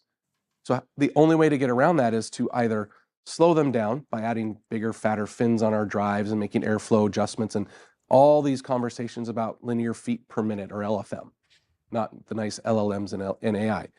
But then we get this AI bubble and we get these massive GPUs consuming hundreds of watts of power, and we'll talk about that as well. And they started putting cold plates on them. But it's interesting, if you look at a server configuration, the one product in most servers today that is considered the must still be 100% human serviceable, it's the storage product. Because the history of certain types of round media had lots of problems. They're great products, don't get me wrong. I love our friends in the spinning industry, but they just have mechanical issues. And when we switched over to the solid state drive market, we put them in the same boxes because it had to fit in the same slot that made it serviceable. But if I show you failure rates for these drives, the solid state drive, there's so much less, but yet people still don't trust them the same way they do the GPU in the back that's mounted to the board with a cold plate. And if it decides to fail, you replace the server. My little drive out front still has to come in and out because you might just want to replace it. And so how do you do that? You put a liquid cold plate on the drive. And we showed that off to you guys last time, and I have a slide of it as well. But then we got to go one step further. Okay, if we're going to talk about cooling, there's this really cool thing called a dunk tank. And when I first started selling enterprise drives into the immersion market, it was 2008, and we had to pull the drive apart, conformally code it, sell it as NCNR, and pray and hope it never failed. Because once you conformally code it, there's no rework, no nothing. We can't do that and make it a mass scale at the way an AI data center is going. So we have to find other ways around it. So what does Solidigm do? We tell our quality guys, go figure out how to make a dunk tank work, for example. So we showed off the liquid cold plate architecture last time. This is the cool little sliding instrument where we take our E1S and we slide it in against a cold plate. We actually had to take that cold plate design that we showed off last year to SNIA, because we're an active and leader in SNIA standard body around form factors, because when you put a drive against a cold plate, and if you look at my nice broken pinky fingers, they don't touch. And if they don't touch, you don't get cooling. So we actually took the specifications we designed around that E1S drive to SNIA to redefine the form factor requirements for a cold plate for the entire industry. We gave that information away so that we can enable this market moving forward. It's not just about us, it's about making sure the customers get what they want. And they're not always going to buy us, they're going to buy someone else. We want them to have a working solution at all times. And so we stiffened the flatness. We made the tolerances different, and we made sure that you had to put the sticker on the appropriate side, because if you've looked at drives from all the vendors, we tend to put stickers on whatever side we want. And of course, a sticker is a dielectric, so you lose your cooling and effects and things like that. We had to chamfer the corner of a drive. We have these nice square blocks because it just works. And when you come from a mechanical pressing perspective, a square corner is actually easier than a round corner. But when you're sliding hard metal on soft metal, you really don't want to scrape it, and it has to be insertion friendly. So we actually cut the corner off the drive. Things like that. Those are the kinds of work that went into just doing a liquid cold plate solution. So now we take a look at full immersion. We're sitting and we're dunking the server in a tank. We have two versions of that exist today, single phase and two phase. I've grayed out two phase because we're kind of not playing in that space right now. It's a little bit more of an interesting ecological and environmental beast, and not as much work is done in that space today because it's a constrained, confined, and somewhat caustic environment, depending on how you look at it. So we're focused on single phase, which is an open air tank. And we worked with partners like Hypertech around the server design, how to help them make sure their server solution and our drives work well together. And we work with a company, Doug, who does portable, edge-friendly data centers. It's literally a container that you can take out and drop anywhere and just plug it in, fire it up, and you've got a portable data center and an immersion tank. And they've been doing that for quite some time. But it's fun to talk about it, but you guys like data. Technical presentations are always a good thing.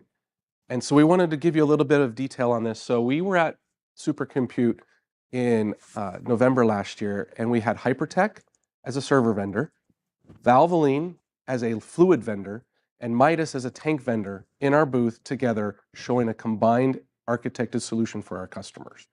So we're one little cog in that wheel, and we're not the biggest cog in that wheel, but we bring these people together intentionally to show the innovation and capabilities of these technologies. And Scott. Yes. Ray. There. Sorry. I heard the voice of God. I'm trying to understand where NAND requires that much cooling. It's not like it was a big thermal, heat sink in the past. I mean, is it because of the capacity? Is it because of Density, maybe? the speeds of your logic, or what's going on? So, interesting question. They have gotten warmer over the years. PCIe Gen 4 to Gen 5, just nature and thermals, just like with going from Hopper to Grace to Vera, gets hotter and hotter and hotter. We're not the hottest thing in there, but in order to cool us, you still have to cool us in the right environment. And if everything else in the box has a fan, or has a liquid, and I have to have a fan, you've put something together. If you look at the CES presentation from Jensen, the 2 million parts down to 15 parts. Yeah. They got there because we worked with them to define the liquid cold plate for the storage. So it's not necessarily about how much heat we generate or how cool you have to keep us. You're in this ecosystem that requires. We enable the rest of the ecosystem to move forward with net innovation. So the Vera Rubin compartmentalized liquid cooled system exists because we worked with them to define how the cold plate can work with the storage device. And so when we talk to people that want to do immersion, you talk about supercomputing like Cray and other companies like that have been immersing things for decades. That's the next logical step. So it isn't about just the thermal of our drive, but how our drive impacts the ability to deploy the system, if that makes sense. And so to do this, as I mentioned, you used to have to conformally coat these things and all that kind of stuff, and it creates a whole new product category, cost category. People want off-the-shelf products going into an immersion tank. And so I had the luxury of going up to Montreal, and I'm the hand candy, so that's why it's not a pretty hand. Dragging my drive out of a live server in an immersion tank, pulling it up, putting it back in. I would show a video, but videos don't tend to work great, so you get a screen cap. But there's interesting challenges, again, for our product in this solution. Like, it used to be front accessible. Well, now it has to be top accessible, right? They still have to architect an immersion server where I can reach in and do that without causing problems to the rest of the system. Now, it's interesting, Valvoline, Castrol, all these companies that do the fluids, it's classified as a food-grade lubricant so that they can ship it from around the world. And it comes in these massive tanks that are being shipped back and forth. And now the problem when you go to display one of these at a trade show isn't about physical footprint. It's can this floor support the weight of the solution? Because these things are now laying down, and think of a giant bathtub full of electronics. So it's, thousands, tens of thousands of pounds being put on floors. So now going to deploy immersion, it's even more entertaining, things like that. But what we found out in doing this research is we started playing with a bunch of these different fluids. There's a whole bunch of different types. I'm not going to get into today. If you want to learn a little bit more about that, go to OCP Global 25's a history file, and our hardware engineer does an actual deep dive where my little graph comes from. But one of the benefits that we found for Solidigm was that when you have a fan, you have certain amount of nuance how the LFM works. When you have a cold plate, you've got, is the water temperature always the same?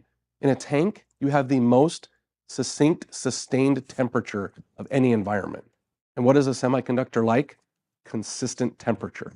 The hardest problem with doing things like endurance and reliability on a semiconductor is going really warm and going really cold and keeping the data accurate. The flatness of an immersion tank is amazing from a temperature perspective. Throttle limit is when you would start throttling the performance of the drive because of the thermal. Yeah, because it's getting too hot. If we program too hot on a 4-bit per cell product, you go cold for whatever reason, like you decide to turn it off for a while, it's a little harder to read type of thing. So we throttle it intentionally to make sure that we don't overstress the semiconductor. But in the fluid, you can see it doesn't really matter. It's always very subtle, very comfortable at those temperatures. So are those drives then targeted for storage solutions or also for servers? Because, I mean, CPUs will have liquid cooling, GPUs, yeah, memory. So does everybody do their own little thing then? Everybody has to play well in the ecosystem. Right. And so for us, what the big focus was is validating our products are warrantable and usable in these environments for long term. People have been putting them in tanks without, quote, permission forever, right? But now we're saying it's time to be part of the party and make sure we understand what's going on. So the middle picture of the drive, the reason it's showing it open is one of the biggest challenges with these food grade lubricants is the TIM acts like a sponge and or it can start to melt away.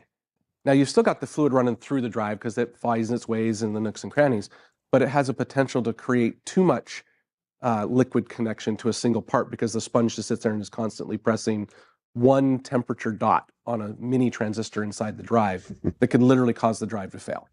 So we've done this research to make sure what's going on, and our partners at Hypertech actually take an off-the-shelf air-cooled ready GPU, tear it apart and remove the TIM, and put it back together to put it in their servers for these tanks, because the TIM is one of the biggest problems in these drives.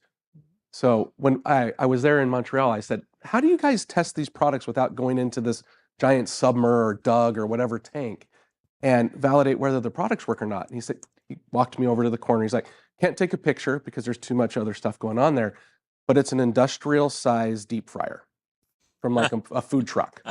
And I'm like, we used to joke about, can I get my tater tots in the tank? But they really do use an industrial size because it's the only thing they can put a smaller component in and keep it at the right temperatures, right? They're not frying it, but they use the fryer to get the temperature, have the basket, all that kind of stuff. I thought it was absolutely hilarious. So the number one problem that we actually have with our drive in an immersion tank system is the sticker.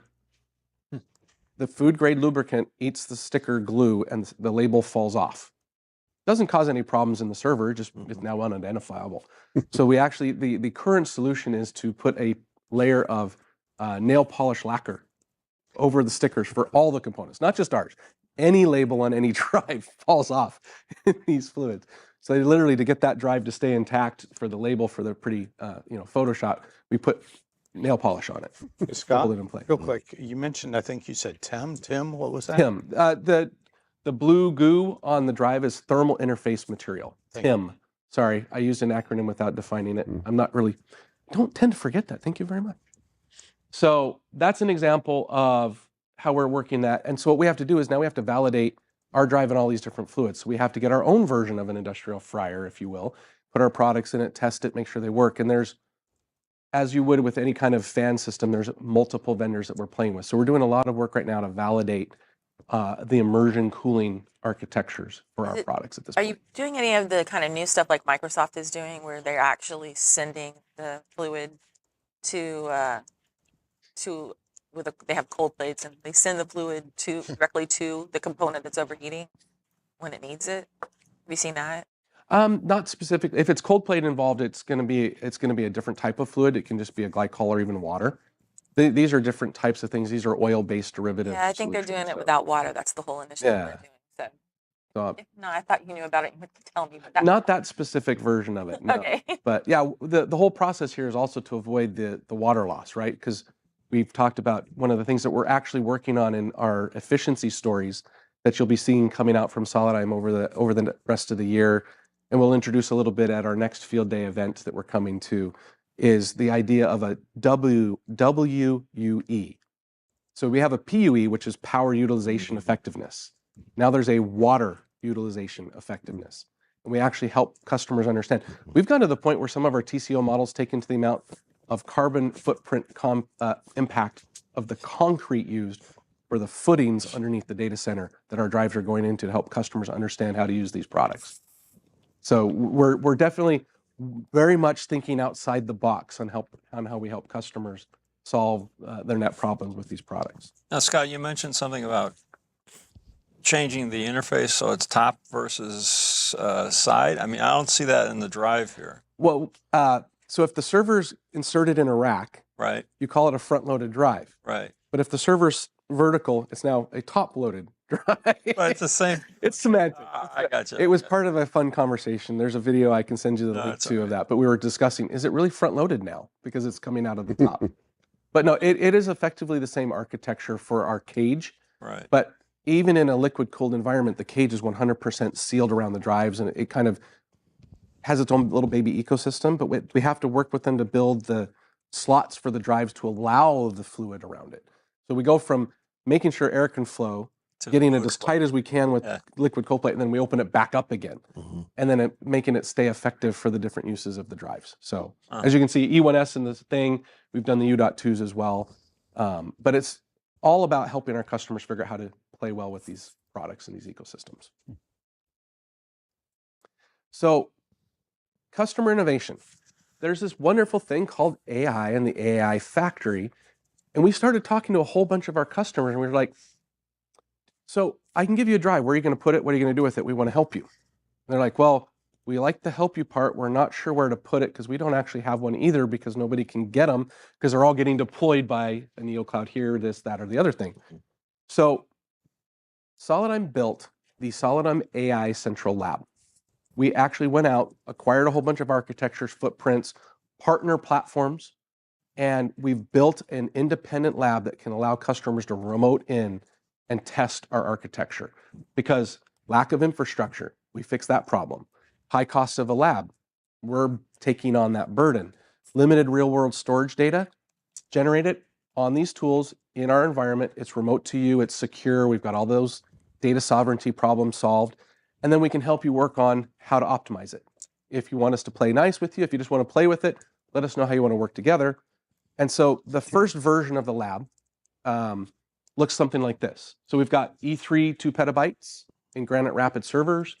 We've got 4 JBOFs full of 122 terabyte drives, and we've got another petabyte in storage servers. The whole north, south, east, west. This is built. This shows all the hoppers and the B200s, H200s that we have.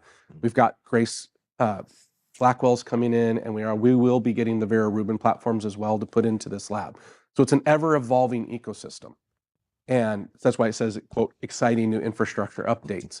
So this lab has the ability to create whatever architecture you want. You want to play with performance drives in a storage server. I've got them in my E3S platform. You want to play with my 122 drives and you want 2 petabytes of storage to play with, but you don't want to buy it, and I really don't want to ship it to you for free. Guess what? I can let you remote into it here in the AI lab. So we've actually got a wait list right now of partners that want to come in and do work in this lab on these infrastructures. And we found out that some of our partners have even wanted to deliver their hardware solution that taps into this to go in the lab so that we can actually do it real time in our lab that way as well. We've changed the game on the concept of sampling a customer, because sending drives out to everybody is always a lot of fun. People like to see the real product and sometimes do those direct compares, but a one-to-one never really helps sell the value of a solid-state drive. It never has. Maybe in a laptop environment, sure, send them one drive. But in a server environment, you need to send a rack of data to make it work. And this is a way that we solve that problem, is give you direct access, remote in, load your tools up. We'll help you design, develop around it. We actually partnered with a NeoCloud Farm GPU and RunPod to help us run it. So it's not just us. We're not doing it in a vacuum. We're playing with the proper players in the ecosystem to drive this lab environment. This is because you have so many customers who are generating 122 terabytes of data every day. They're generating lots and lots of data, and I don't want to ship drives that I can sell for no good reason either, if you will. Because again, you can't sample one or two and make it work for an AI software solution involvement. It seems to me that you could actually generate some data to fill this up by just having two chat GPTs talk to each other. We've played around with that, actually, yes. Our good friend, John Michael Hands, has done a lot of work with his lab environment and playing with different ways to utilize it. And we're using a lot of some of those resources actually when they're not active with customers. We're using them internally to do exactly what you're talking about, optimizing even internal Solidigm systems, using stuff from our own AI lab. So drinking our own Kool-Aid. So when we were here last time, we introduced our friends from Metrum AI, and we talked about a little demo that we put up about how to do RAG offload. And that's the 65% lower DRAM with no performance loss that we talked about. And that white paper is out on our website. We can get you the link for that if you're interested. Phase 2 of that was introduced at Supercompute and will be published very shortly. But with the whole KV cache environment, we started looking at it again before the CES announcement. We were already like, KV cache is something we got to play with. We got to understand it, how it works. It's been slightly redefined, and we'll get into that in this next little section. But we already have been able, with this AI lab, working with Metrum in this environment, showcase that we can get 27 times faster time to first token because we're using offloaded KV cache to our SSDs to help solve the problem. So we basically have pre-proven what was announced by what's coming soon in the Vera Rubin platform using the existing architectures.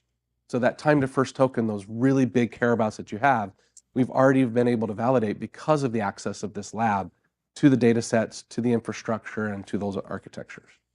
You seem to be getting more and more involved in the system functionality rather than just plain storage. We're storage for AI, and to be able to be storage for AI, we have to know how people use it. That's been one of the biggest gaps in a lot of the storage interactions. And one reason we bring a software partner to an event like this is it is about making sure you know how your product's being used.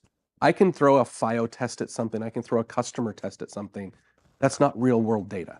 Yeah. And if anything, it helps improve my next generation product because I can tweak my designs. I can tweak how I do the over provisioning, how many flash channels I have, how I utilize the DRAM in the drive, because I know how the customers are actually using the product.